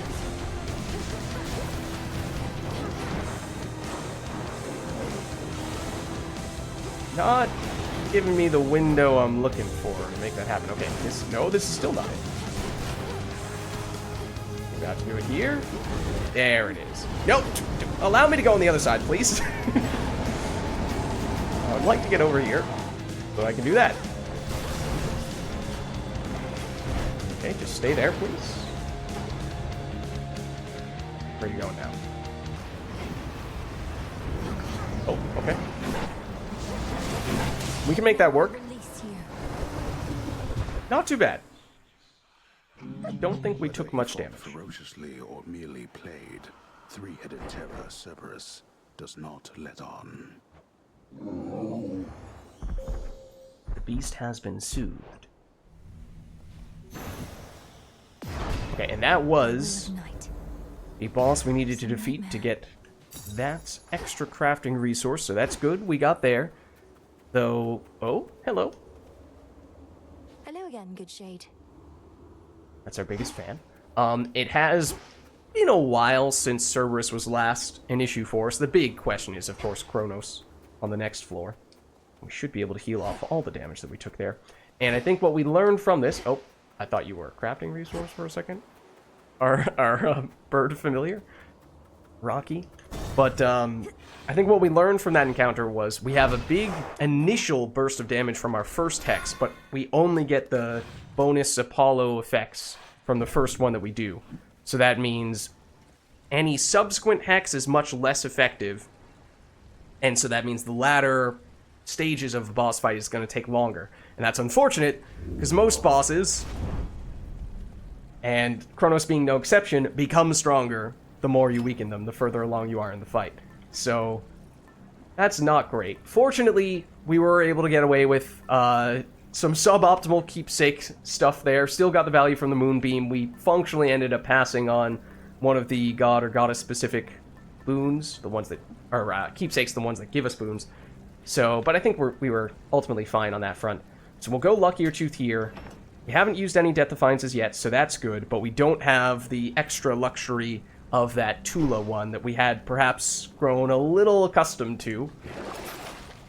Let's see what we have here.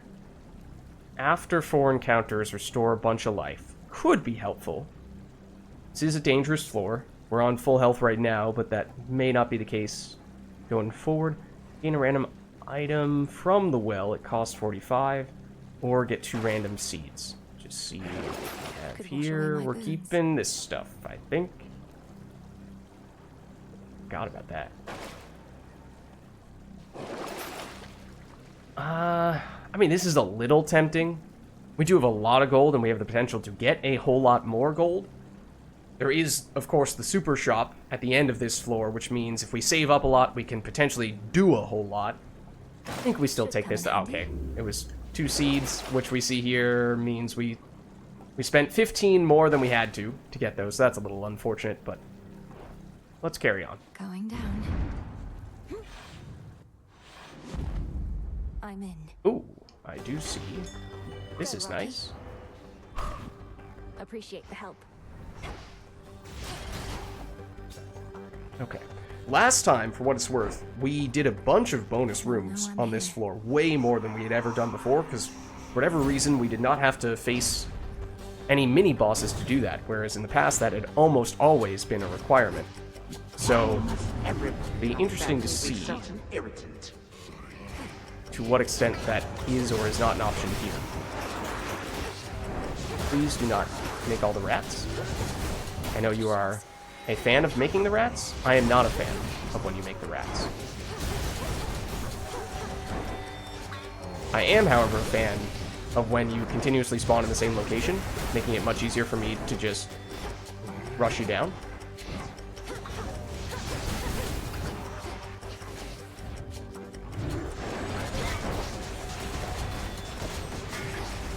Blocked that. And you're still alive with the tiniest bit of health. Never fear. That should take you out. As should that. Done here. Okay. Oh. Okay. Well, this certainly works.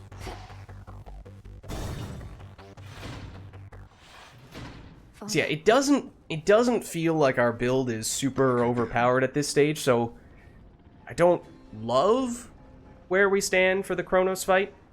Because especially if we use our big Hex in the first part of the fight, get him down to half health fairly quickly, he becomes stronger, but then we lose some of our firepower, and then he has his second phase, and I imagine that we would not be able to regain that extra Apollo value on the Hex once we go to the second phase. I mean, technically it's sort of a different room, but not exactly, so I'm guessing we can still only do it once.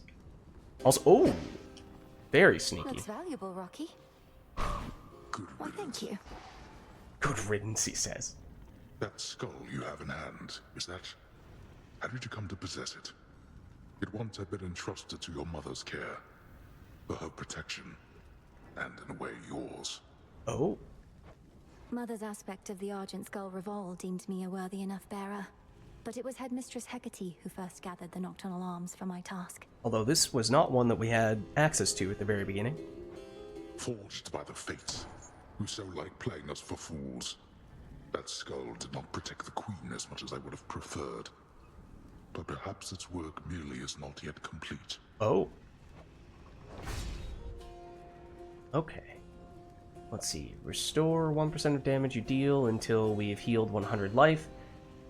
We are currently on full health.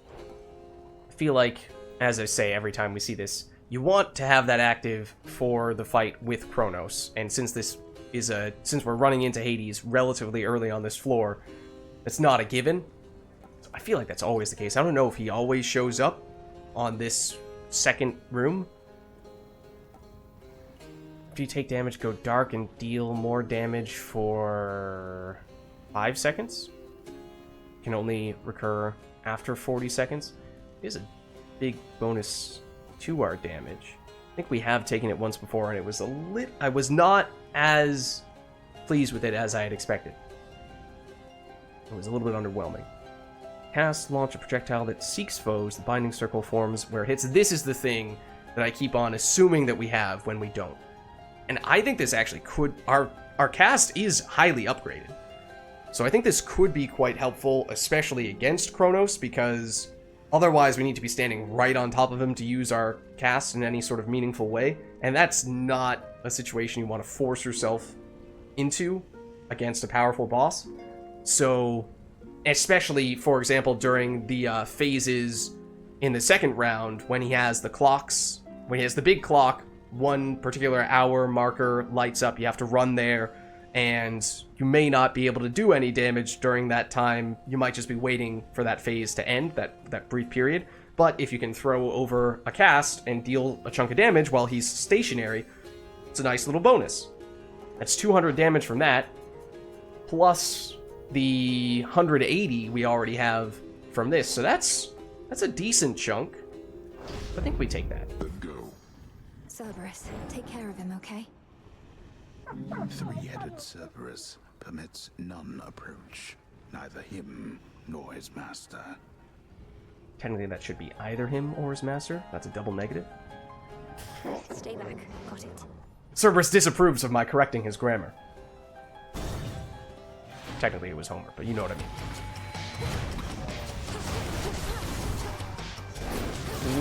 Ooh, these guys have the potential to deal humongous bursts of damage. Do need to be careful with that. There's a lot of enemies in here.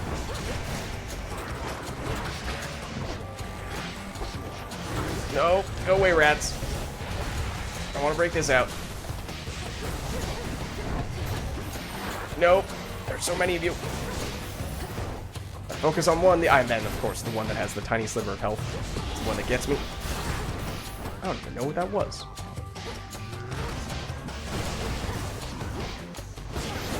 Okay. Grand scheme of things, did not take... Yeah, I think the hits that we took were tiny little instances of 1 damage, fortunately. Should be able to heal all that off. Oh, so like this is what we were seeing more of last time, was we are not just forced to progress or go to a mini-boss. This is a normal room that has Selene in it. And there's at least one more relatively useful thing we can pick up from Selene, so I think this is good. I wonder if that is something that they changed in this update. They made it much more likely that you get these rooms. Oh, do not laser beam me with your money.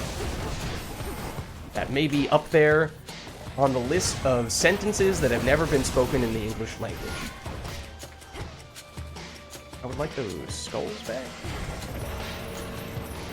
That one I would like to believe is also on that list, but probably not.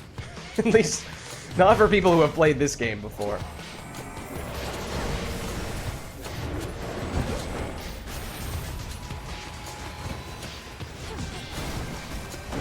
I just did not want to aim where I told it to go.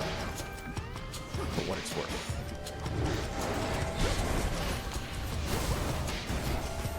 Did I actually get rid of you? Yes. Okay. That is good. These guys are also...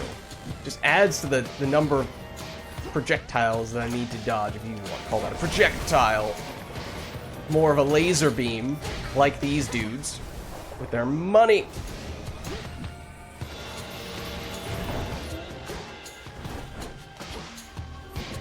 Nope. That. Oh, and then it was that. It's just very hard to dodge all of those things. Okay, so this gives us 5 more. I think that is... it might not be enough for everything, but it is significant nonetheless. So get more power the longer we charge it up. And we are charging it up longer in total. So that does build. Then we pierce foes, which is probably more significant in basic encounters than it is for boss fights, but still. Then charge it up faster. Wait, how many ones have we not yet taken? 1, 2... Wait, no. Huh? The darker ones are the ones we've taken. These ones are the ones we've taken. So 1, 2, 3, and 4 we don't have. We're gonna have to skip one option. What do we want to skip? Skip even more armor? Maybe that? We have enough of these. I don't believe these stack. We've tried looking at this before, checking this out before. If you use a hex multiple times, you do not get this to give you the extra damage in the encounter multiple times around. Obviously, if you have, you know, like 4 of those, which we might, then that does still add up there, but it doesn't mean that you get huge benefits from just non-stop hexing. But in a long encounter, like the Kronos fight, getting what... Oh, I should have... Well, I guess we can still... We can still see how many of those we have, right? Yeah, we get 25% increased damage once we use our hex for the rest of the encounter. So that can't bump up to 50 and then 75. It stays at 25%, but that's still a decent bit, especially if we hex early in that fight. Okay, so this was technically a bonus room of sorts. See, this is what we used to see, was we could either progress or do a mini-boss. And this I'm much more reluctant to do, because that comes with much more risk.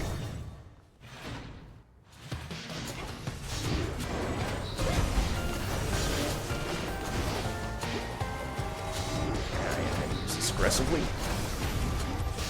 Oh, that deals a huge burst of damage, at least relative to some of the other things we've seen.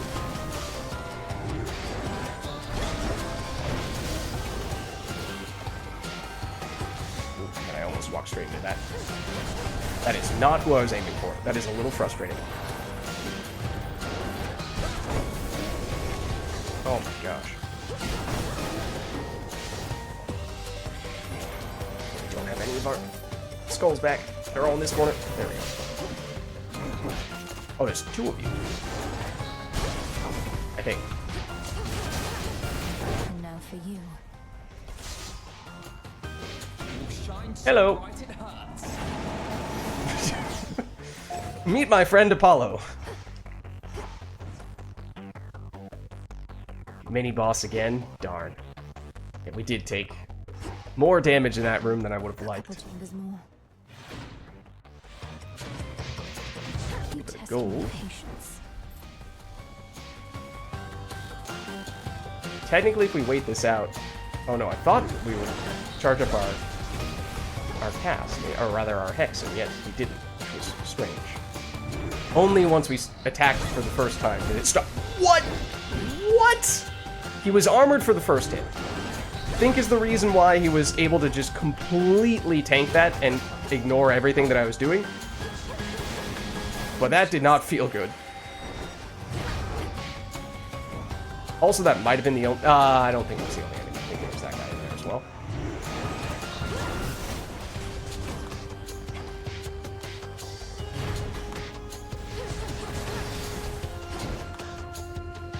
At least you are armorless now. Both of you guys, at least.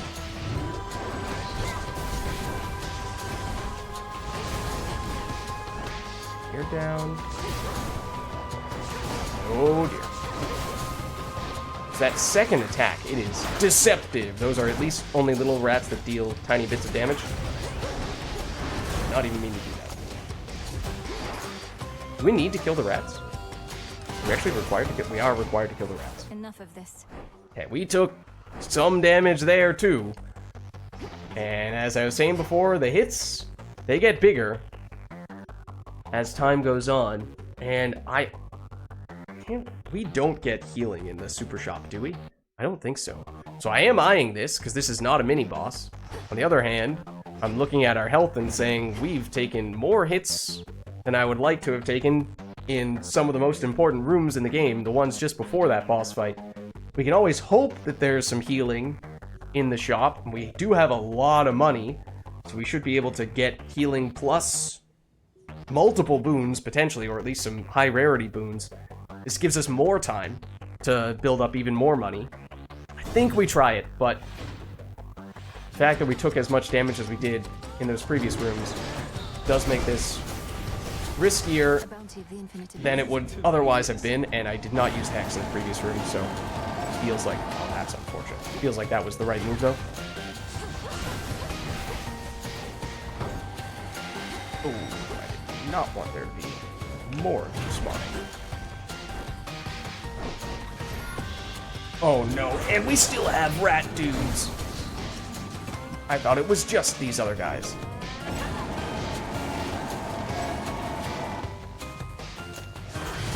They're so quick, too.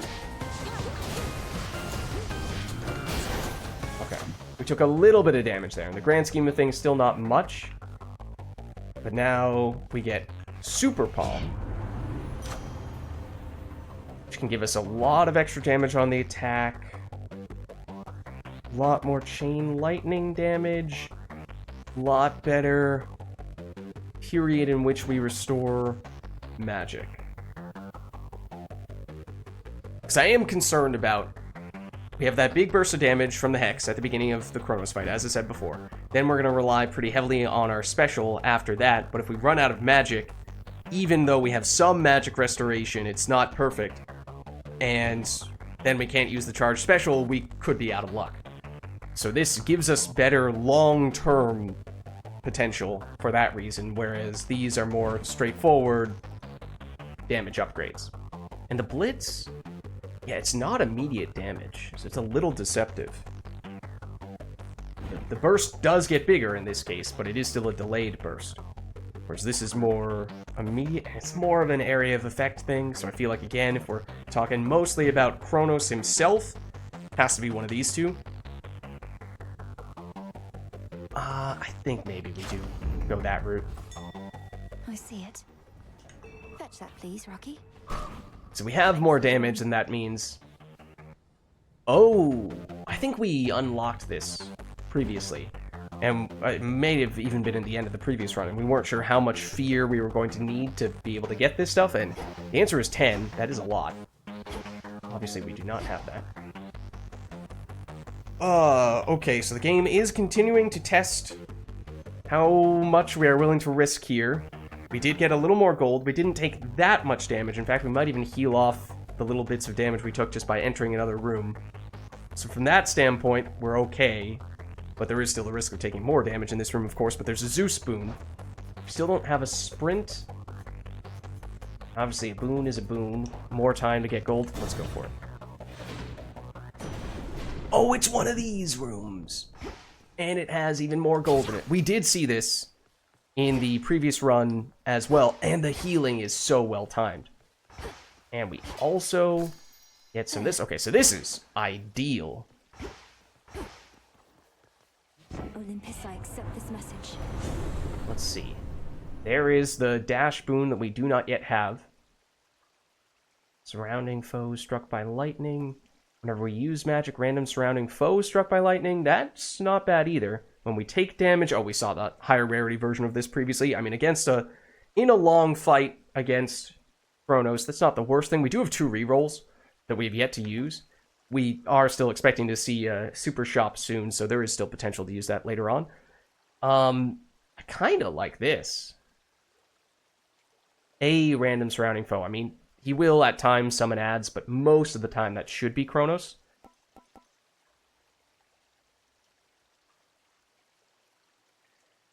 feel like we might want this, though, to be honest. That's also not... like, none of those are bad. Here we go. That heals us up more than full. That's big. And then... oh, we did see this last time as well. We had this room, and then we had the option of doing a Trial of the Gods, and we did take it. That's 2 potential boons we can get. Now that we have full life again, obviously we feel a little more willing to do this, although this is more dangerous than a standard room. I think we still do it, though. 2 boons in 1 room is a big deal. Do have to pick who we go for first. And I think that Poseidon is more critical to our build right now because we have that big special from him, and we were locked out of getting the other Poseidon synergistic secondary boons previously when we got that chaos stuff preventing us from doing that. But if we can get that here, that would be really helpful. Charge cast, gains power, knocks foes away. Not what we're looking for. Start of the encounter, we get imperviousness. That is kind of nice. Hit surrounding foes with power splash when they start to strike, but we prime more magic. At this stage, I don't really want to prime any more magic. I'm a little tempted to reroll.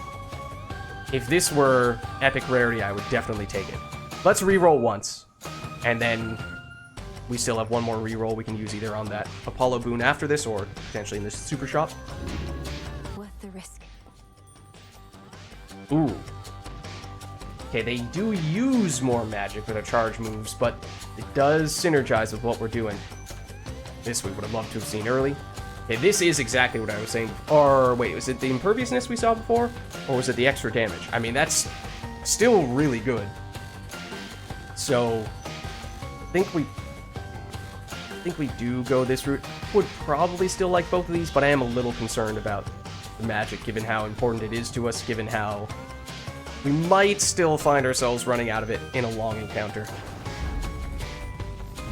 Okay, so it does mean we can be aggressive in the start of this as well. Perhaps you haven't heard, so I'll enlighten you. My generosity is not unlimited. Okay. I mean, Okay, well that's the worst way to start. He's angry with me now. He is indeed, and I am getting blasted. Well, this is ironic. I would have been a little surprised, if, or I would half expect for him to have gone, excuse me, not this time. He was just like, not in this room. Yeah, I didn't actually mean to do that. Okay, got very sloppy there.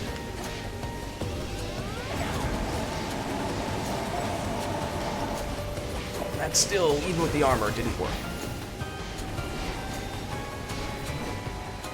They're still respawning? Oh my goodness. Okay, that fortunately was a very long charge special. I have to cut them slightly short, the charging components, just so we don't get hit while I'm in the process. Okay, is it mostly the rats? It might be mostly the rats.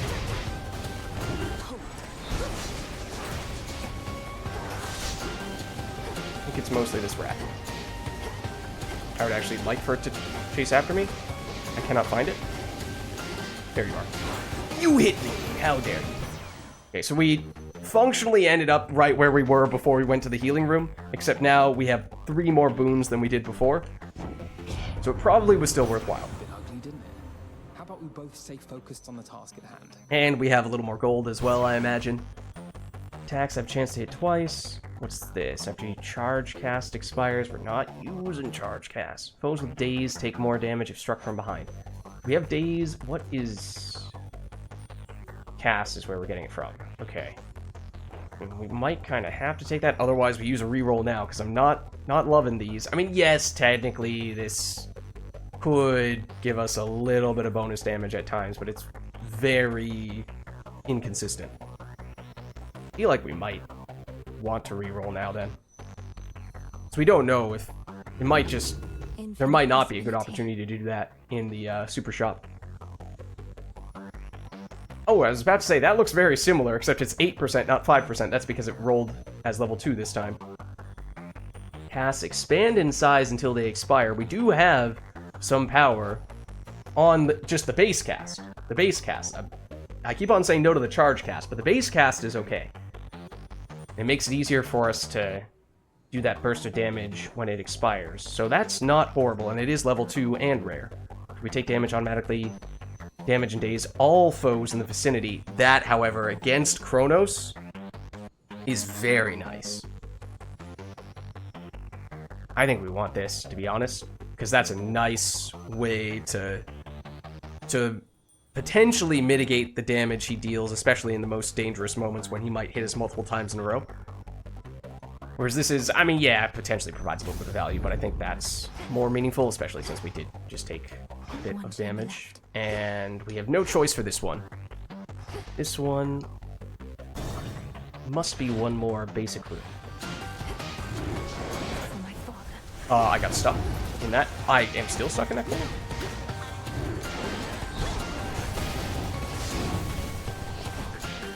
There's a lot of people here.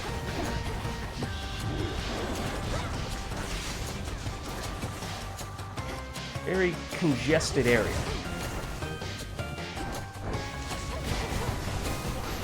Okay. We did not take any damage. So that worked pretty well. And now it is the super shop. Never any choice on this. There might be some times where you actually have a choice on that. But okay, so we would probably still like to see some healing. We do see max life. We have 1,700-ish to work with, which is a lot, but it's not enough to get everything. Amid the clamor of the princess's assault on her eternal foe's stronghold, the boatman Charon brazenly cuts through the hostile river waters with a variety of smuggled wares at hand. Smuggled? Charon. Stealthier than I. Okay, well, so we could potentially buy this, although that would basically prevent us from getting anything else. If we don't buy that, we should be able... Yeah, we can get everything else and then have a lot of money to spare at the end. So... That's... How much is this? In terms of how much armor it gives us? 40 on that. This is 50. Okay, I think that's probably what we do. I mean, this is kind of hard to get, or at least slow to get, so it is nice to get more of it, but nonetheless, I think we still pass on it. In terms of order of operations, I don't remember if Hera has anything that improves the effectiveness of this other stuff.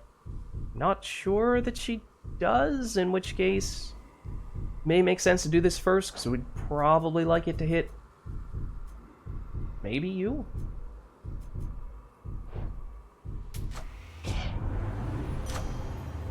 Let's see. Do you get it on the cast? Dash. The bonus damage at the start of the encounter. Since this is just going to be a boss fight, it's going to be a lot more than 10 seconds. Spoiler alert. So I don't know that... I think over the course of the fight, this is going to give us more value than this. And I think this also... I imagine this only counts for the first phase and doesn't reset for the second phase. Kind of like what we were saying earlier for the Hex. So... I think it's one of these two. This has theoretically a little bit more diminishing returns. That's 60 damage you're adding. This is 10, but it happens every 0.35 seconds. For how many seconds, though? Because that dictates whether this is mathematically inferior or superior. I think we're probably still going for this, to be honest. Greater might. Let's do this. Just because there's a chance she gives something that interacts with health upgrades. I don't remember. We cannot always reach you in those depths, though your boatman seems to have no trouble at all. Keeps to himself, fends for himself. I quite like him. Okay, we did pass on this previously. We could swap out the dash upgrade. That's a lot of damage on it. It's a little bit tempting. Pass. Damage any foes as they join the encounter wherever they appear. Again, useful in the earlier stages when you have lots of rooms with lots of enemies in them, but against a boss encounter, I don't think it's as useful. Here, rarefying stuff. Do we have anything else that gets rarefied? Because we passed up on this previously because there were so few things that were going to be affected by it. Didn't we have... Wave Flourish might have originally been common rarity, but then we managed to upgrade it into heroic. So that might actually just affect nothing at all. Wow. Okay, I think we're passing on this. In which case... This might be better for single target. I mean, Hitch is mostly about area of effect as well, but I guess we do this. I mean, our cast is... Wait, cast damage any foes. Our cast does have a lot of base damage. So, oh, wait, there it is. 240 plus the 60 from this, I'm guessing.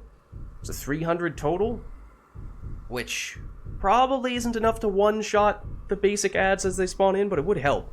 So, okay, we'll do that. We will definitely get the extra health, and we'll get the extra armor, and if you factor in, we're not on full life now, we're on but we're kind of close to full life, but you add the 40 armor on top of that, it's almost as if we're full life there, especially once you heal going into the next room. So we're around at the amount of life we would typically have under ideal circumstances going into this fight. There have probably been times when we've had a little more than this. We do have all the Death Defiances, although we don't have the extra one from Tula. We've talked a lot about... We have lots of good burst damage at the beginning of the encounters, not so much after that. So that's my major concern, is I feel like first half of the first phase will be fine. After that, less so. Does that even mean we might want to save the Apollo Hex until second half of the first phase? Maybe even the second phase? That might be overthinking it a little too much. I'm not entirely sure on that front, but we'll see. Also, we're actually not that far away from being able to afford it. Lids, you're 400 away from being able to afford it? Yeah, but there could have been possible for us to be able to get that still, even after purchasing all those other things, which would have been nice, but instead we're going to end up with 900 plus extra gold at the end. Oh well. Here we go. I don't know how we're going to fare. This is not the best build we've ever had going into the Kronos fight. Your time runs very short. Hex is still good, even after the one-time big boost, though. To withstand his fury, to which I said, Prometheus, my good fellow, if you knew this would transpire, why did you not forewarn me? And why did you not prevent it? That is a very interesting question, and perhaps one that we were asking ourselves earlier. Perhaps you overestimate the Titan of Foresight's power to clearly see into the future, along with his strength. Ouch. He claims to keep the details of the future to himself, so as not to alter the desired outcome. How convenient. It does not take a genius such as he to know I shall eventually prevail. We shall see about that. You might prevail in this fight, let's be honest, but we shall see. Okay, so we want to be aggressive at the beginning. Remember that.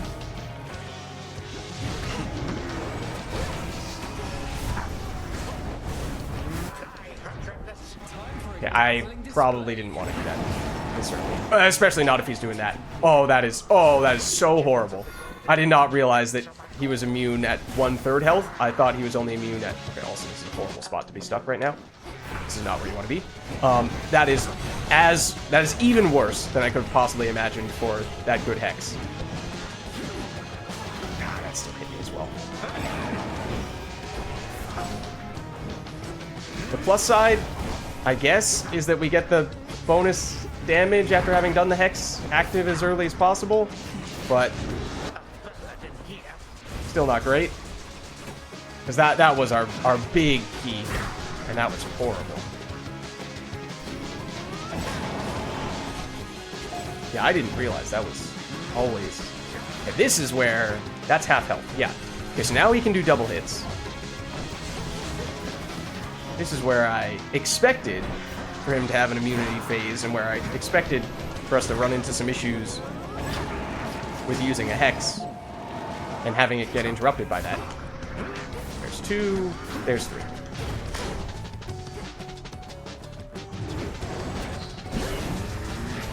Okay. Yeah, he phases at every quarter. Technically, he gets invulnerability after every quarter of health. I did not realize that was a thing. Also, that was a crazy way for you to trap me there. And that was absolutely horrible to get stuck there as well. Wow. The execution has been bad, very bad in this fight, but not for the reasons that I would have expected. History repeats. The Hex is still big, though. Even without the Apollo, I mean, we just totally butchered the Apollo opportunity, don't get me wrong, but even without that, it is still good. Did he hit me with that? He might have. I also lost track of how many attacks he did there.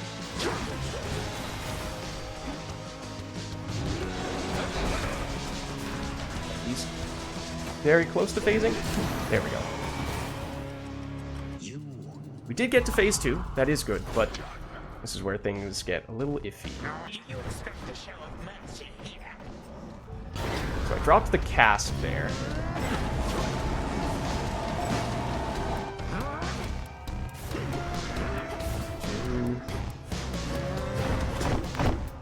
Careful now.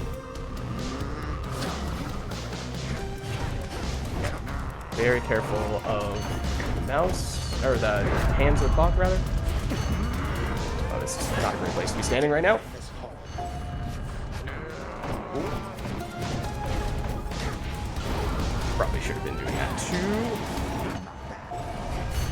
Ow. 1, 2, potentially 3? Nope. Okay, immune for a little bit. Can you do this?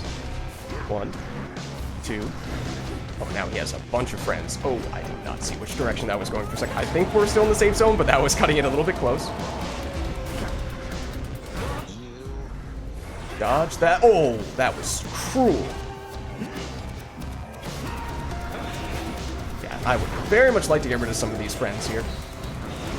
Oh, that's bad timing. That was so unfortunate on so many levels. There are several ways in which that was completely cursed.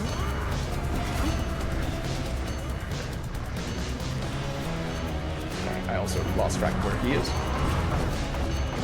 I still don't understand what I'm supposed to do for this.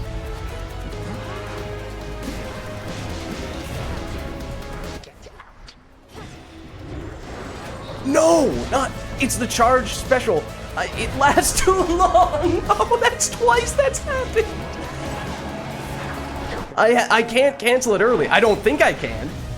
But I've been stuck in that automatic one-hit kill twice for that reason, and that feels horrible.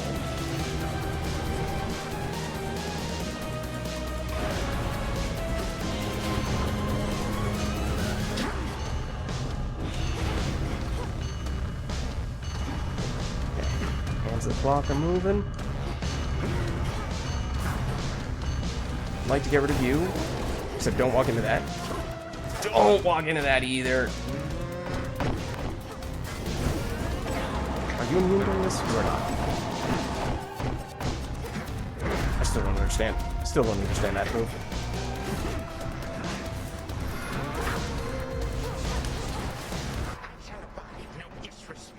Oh, nope. That was close. Dodge. 1, 2, 3. 1, 2, 3. Okay, so this is a good spot. So now we can do this.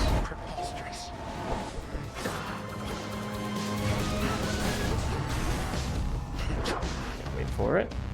Dodge. And dodge. Ooh. Oh, that's not where I want to be standing. I don't think. I don't think.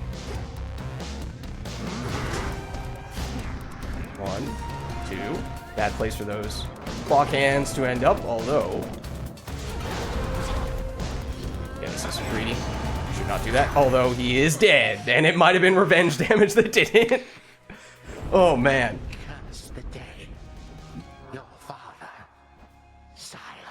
That is low for what it's worth, but also, man, the execution on that fight was so weird in so many ways. We lost 2 Death Defiances to being stuck in the charged special animation. I was trying to circle around right in that little area where we're safe, but I couldn't quite get in the right position because you can't stand still during that phase, or during that attack. Fortunately, we did still get away with it, and yes, we did actually have, I suppose, a decent bit of damage with the combination of that special. The cast had at least a big burst, even if it was slow. And then the Hexes, I think, probably did the brunt of the damage when we had windows in which to use them, even if we completely botched our best use of that Hex at the very beginning. But we'll take it. We'll take it. Wasn't pretty. Definitely was not pretty, but we will take it. What did I tell you? And there we go. Oh. Let's nab that. That is a very valuable resource for us. He's gone for now. Theoretically, the resource we will need at some point to finish the game. We don't know how much we will need, but it's we have a decent bit of it. That might be number 6 or so? 6th time that we've defeated Kronos? I haven't counted. Perhaps after this point, the three fates suddenly appear and say, "Well done, Belinui. But we shall now take care of everything." And then they do. How happy of an outcome that would be. Ouch. But I'm afraid that is not the outcome this time. Okay, but another successful run. And I think it was a good sign that we were able to finish a run that didn't feel like it was crazy overpowered. Maybe I was underselling some of the things that we had working in our favor there. But, I mean, if we did not have those 2 very unfortunate deaths in the Kronos fight, it could have actually turned out to be one of our safer Kronos fights. So I guess there is something to be said for that. Not a bad night, I guess. Ultimately, not a bad night. We really showed him, didn't we, Phrynos? And I stand by. It really does feel like the underworld is significantly easier than the surface. It's almost as if the surface, every floor on the surface is one floor harder, like than it is going into the underworld. So like the first floor of the surface is like the second floor of the underworld. Second floor surface, like third floor of the underworld. So on, so forth. I think that's pretty much across the board. At least for me, that's what it feels like. We can't brood? Excuse me? Any luck making some magic that'll jog my memory or what? No pressure. I can wait, but thought I'd ask. That is interesting, because we did recently see a recipe to do that. Incantations involving memory in the past require great care, so it's not something we're going to rush into. And if you have any second thoughts, you tell me right away. Don't worry so much, Mal. Okay, and so maybe that's a little bit of a hint. Little reminder. Oh? Who said that? I don't think it was Lord Moros. Moros. You must know something of the nocturnal arms. So your mother and sisters collaborated on these weapons to be used only in dire need, and entrusted them to Headmistress? Hidden aspect, maybe? Mother Nyx knew the fickle nature of the Olympians and the fate-forged weapons that they used to seal away the Titans. She desired a set of counterparts that would awaken only if the realm itself was in upheaval. And you're gonna give us one of those right now, right? I suppose there ought to be another set of weapons forged to keep these in check, and another for those, and so on. Now you are being humorous, Princess. I wasn't. Oh, but that doesn't unlock anything. No, you can't just talk about secret aspects like that and not actually unlock one. Interesting. How dare you? There was also mention of the 3 fates, but apparently that was not enough to actually save them, like we see here. Although it might mean we're getting a little bit closer to that. I assume it's just gonna happen after we defeat Kronos enough times. I'm not sure who that other person was who was saying something earlier. Malinoy. The text was white, I thought, which is usually the text color. Well, we just saw Hecate's is purple. Maybe it was Moros. You've consistently ensured the safety of your familiars. Not that I had any doubt. We are here to protect such creatures more so than the other way around. Whoa, whoa, are you... Is that an attack? Is that a personal attack? Family, Headmistress. Perhaps through this ordeal, my bond with mine shall come to be as strong as the one you share with yours. Although I guess she was saying, no, you've done a good job on that front thus far. Of that I have no doubt as well. I've discussed the matter with Hecuba and Gali both, and they are willing to watch over you. If you ask nicely, of course. Oh? 2 new familiars, perhaps? There is that one the doggo that we saw down in the underworld, although I don't remember what its name was. These might be 2 different familiars. What? Truly? But they're bound to you. Oh? Wait, who must I ask nicely? You or them? Also, who are they? I did not know that you had 2 familiars, Hecate. I haven't really noticed them. Oh! Okay, it's not these 2 shades right here. May my intent be true. Oh. Time thinks it can't be stopped. Wait, hold on. I think otherwise. What? We can do this! Temporal fluctuation. Remove immunity from Chronos to time-altering effects. Oh, okay. I thought this was the one that has you basically win the game. I was like, there's no way we can do that already. Also, I did notice that the resources that it required were different. So I was a little taken aback by that. This is the thing that Hecate was just talking about. Grow your bond with your animal familiars. Make them even stronger with each treat, and it grants us more treats. Okay, we have a lot of wool. We have enough wheat to do this, and a little bit to spare, so I think that's still okay, and we might even be able to plant more of that right now. So let's go for it. Should be everything. By moonlight and the dust of ancient bone, awaken in this cauldron the unknown. So mote it be. So mote it be. There it is. Okay. So that, yeah, this is the one that I was thinking of. Oops. The dissolution of time. That one's still question marks across the board. We have 5 Z sands. I think we've spent at least one of them before, so I think that means we've defeated Chronos 6, maybe 7 times, but I don't remember spending a second one of those. Okay, so then we could do this.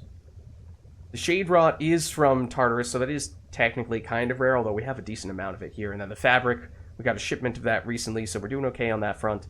I think we could do this. Hex of Phase Shift. Is that the one that just freezes time with your Hex for a little while? I mean, I've kind of deliberately avoided that Hex ever since I realized he was immune to it. So, not necessarily sure that I'm dying to use that Hex, but I guess it'd be kind of nice. That's everything I need. We at least have the option. Alien shades on my authority. Give my demand all due priority. You've done it.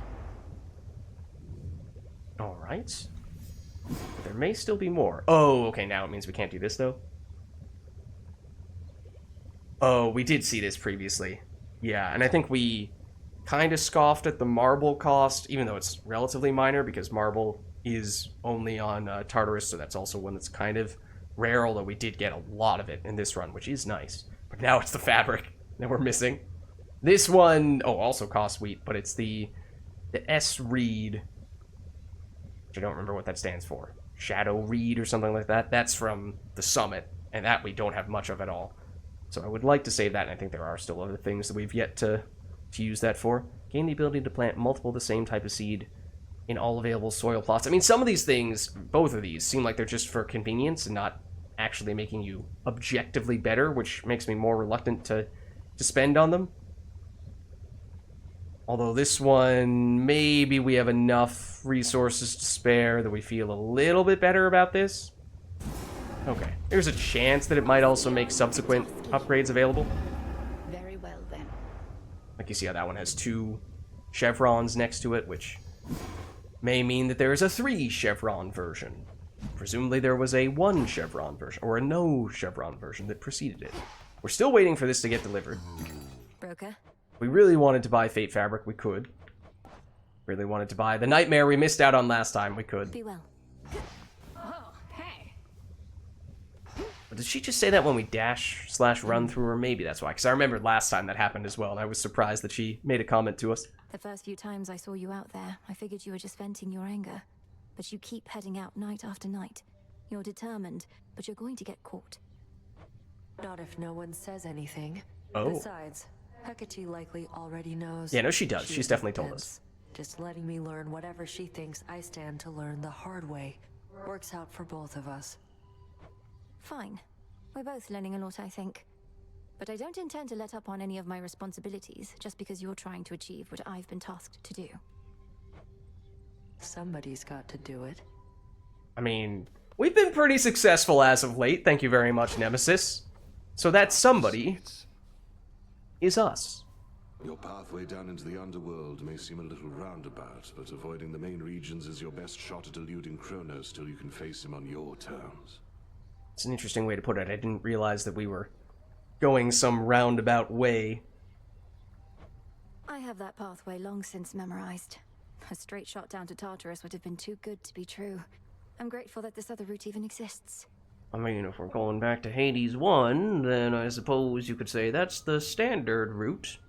From, I mean, because we're kind of, sort of, borderline at the circle. We're, like, basically in limbo right now. Not quite in the underworld, but not quite on the surface.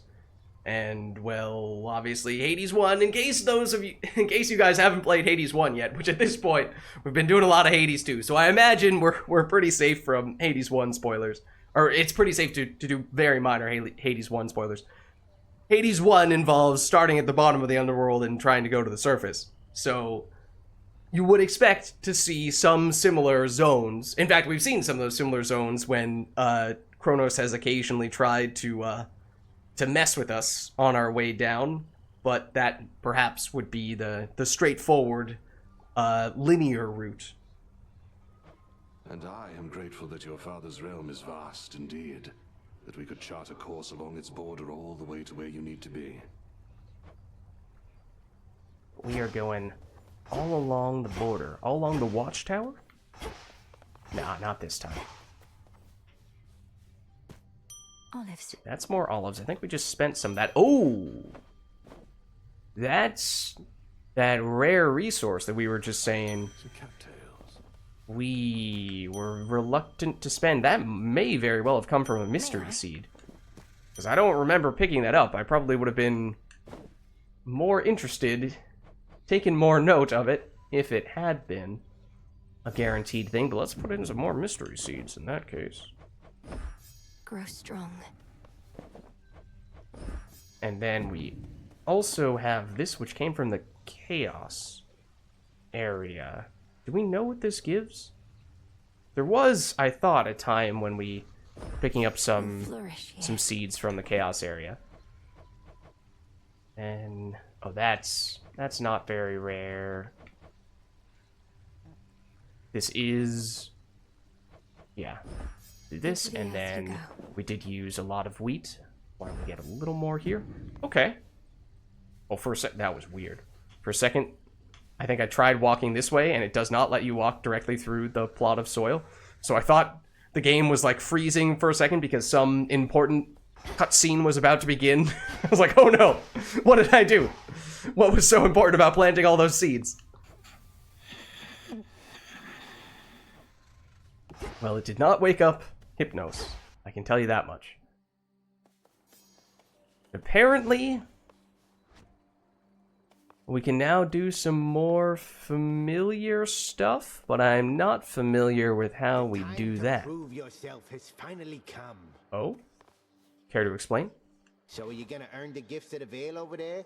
Or squander your chance to get some of that eternal glory? Oh, right, we did get a little bit of a preview last time. Eternal glory. If such a thing may come to those who manage to achieve extraordinary feats, so be it. But to chase glory as a goal unto itself, that can't be right. At least, it's never been our way. But our ways can change, wouldn't you say? We mustn't become mired in the olden ways of doing things. Though I don't mean to pressure you, kiddo. It's just, I think you ought to get what's yours is all. I'll think about it. You made it from Oceanus. Good. Oh, yeah. I did notice there was that shade in Oceanus that had that different design to it, which was a little, caught my attention a bit. The 3 gifts of the Veil, to be bestowed to one deserving of the title of Knight's Champion. beckon the fierce princess of the dead to prove her unequaled prowess to all. I mean, maybe. Oh, I don't know. Yeah, you know. I do know. Oh, I do know, he says. I've not yet earned the right. Okay. Now, Shade. Oh. Sorry, Skelly, I didn't mean it. So, theoretically, we can further treat our familiars, which may make them stronger? And if we are to pick one to do that with, then I think it would probably be Tula, since as I said, given the choice, I would probably prefer to go the Death Defiance route, although obviously things did work out with Rocky last time. Honestly, didn't notice that much, or at least didn't pay direct attention to the extra crit, although obviously it did happen on occasion. So if we treat you, what happens? I got you this. Oh! Familiar bonds. With proper training and diet, a witch's familiar can grow mighty indeed. Death Defiance effects from Tula restore... Oh! I did not realize that it only brings you back with 10 life. So getting up to 20 might be a little bit better. Otherwise, it's like, okay, you need to immediately get healing. While together, you are 20% more likely to find fishing spots. Okay. Or Tula closets around. Okay, so basically you can make all of her abilities a little bit stronger. It just depends on which one you choose. This is the one that I am most keen on, although as I said, I did not realize that it dropped you down to just 10 life. And maybe that explains why we did, at times, seem to get some Death Defiances that triggered in quick succession. That probably had something to do with it. But why don't we do that? Good, wasn't it?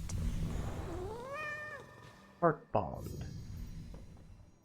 So then, I mean, I am kind of curious if we could then just continuously treat you. And we have a better sense for what would happen if we treat other familiars as well. I feel like you would have a lot of potential, since your buff is basically a boon, and there are obviously higher rarity or higher level versions of that boon, so that might functionally be what happens when we upgrade that. But I am curious what subsequent upgrades do, and if you can just immediately just give them all of the treats and get all of those upgrades, or if you need to do other things to sort of pace yourself. Because I'm pretty sure we can create more of them. I think they are possible to craft. And we'd still want to save some for enticing the other familiars that we may come across soon. But sure, we'll treat you as well. So we do still have a few. Here you go, Rocky. So, yeah, like that's twice as good. A base 1% going up to a base 2% crit chance. More likely to find the outcroppings. Oh, okay. But the one that gives the mark itself, you can't upgrade the mark. That was the thing that I thought could get really good if you upgraded that further. I assume you can only upgrade each of these things once as well. Because if you can continue to double and triple down on them, then they could also get pretty crazy that way. But this is quite literally doubling the effect, so I do like that.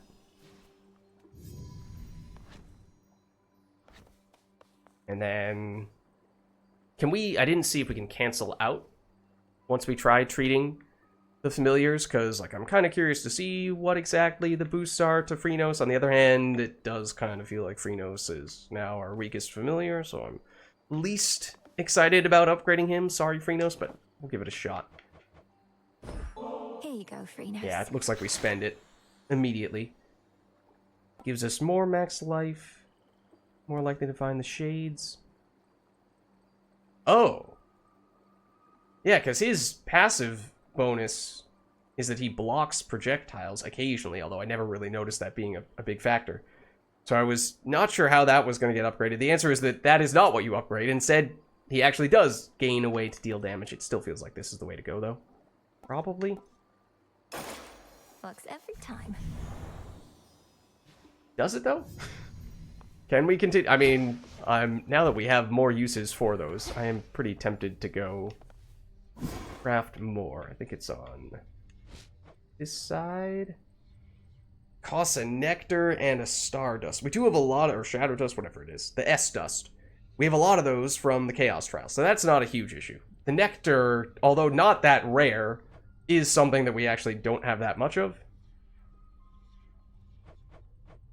So I think maybe we stop ourselves here. And that way we do still have enough for picking up extra familiars with our remaining little treats. I think this is probably a good place for us to wrap things up. Another successful run and more new unlocks. I'm not sure what the deal is with those other 2 familiars that Hecate referenced. Maybe it's worth taking a quick double check back where she is. It sounded like there were going to be potentially 2 new familiars that we could get almost immediately. Moonlight, guide us. All of us. And, you know, the two organisms standing right next to you are right here. You know, that's Hecate. That's Hecate herself. Although it did say we could give the ambrosia, which was a little intriguing. Yeah, I was... Shades around. Oh, that was Dora. That was not us. I was like, that's not our voice. Once again, Dora surprising me. But we've not been able to use the ambrosia at all thus far, so I feel like that's kind of tempting. It does pass time, which does help with some of the crops we just planted. And would potentially also give us reason to do this, because this does take some time to cook up. Okay, I mean, we aren't desperate to use that nectar immediately. There are still a few people we would like to gift to, but is this instantaneous? No, it isn't. Okay, so let's do this. Power to create. This'll take a little while.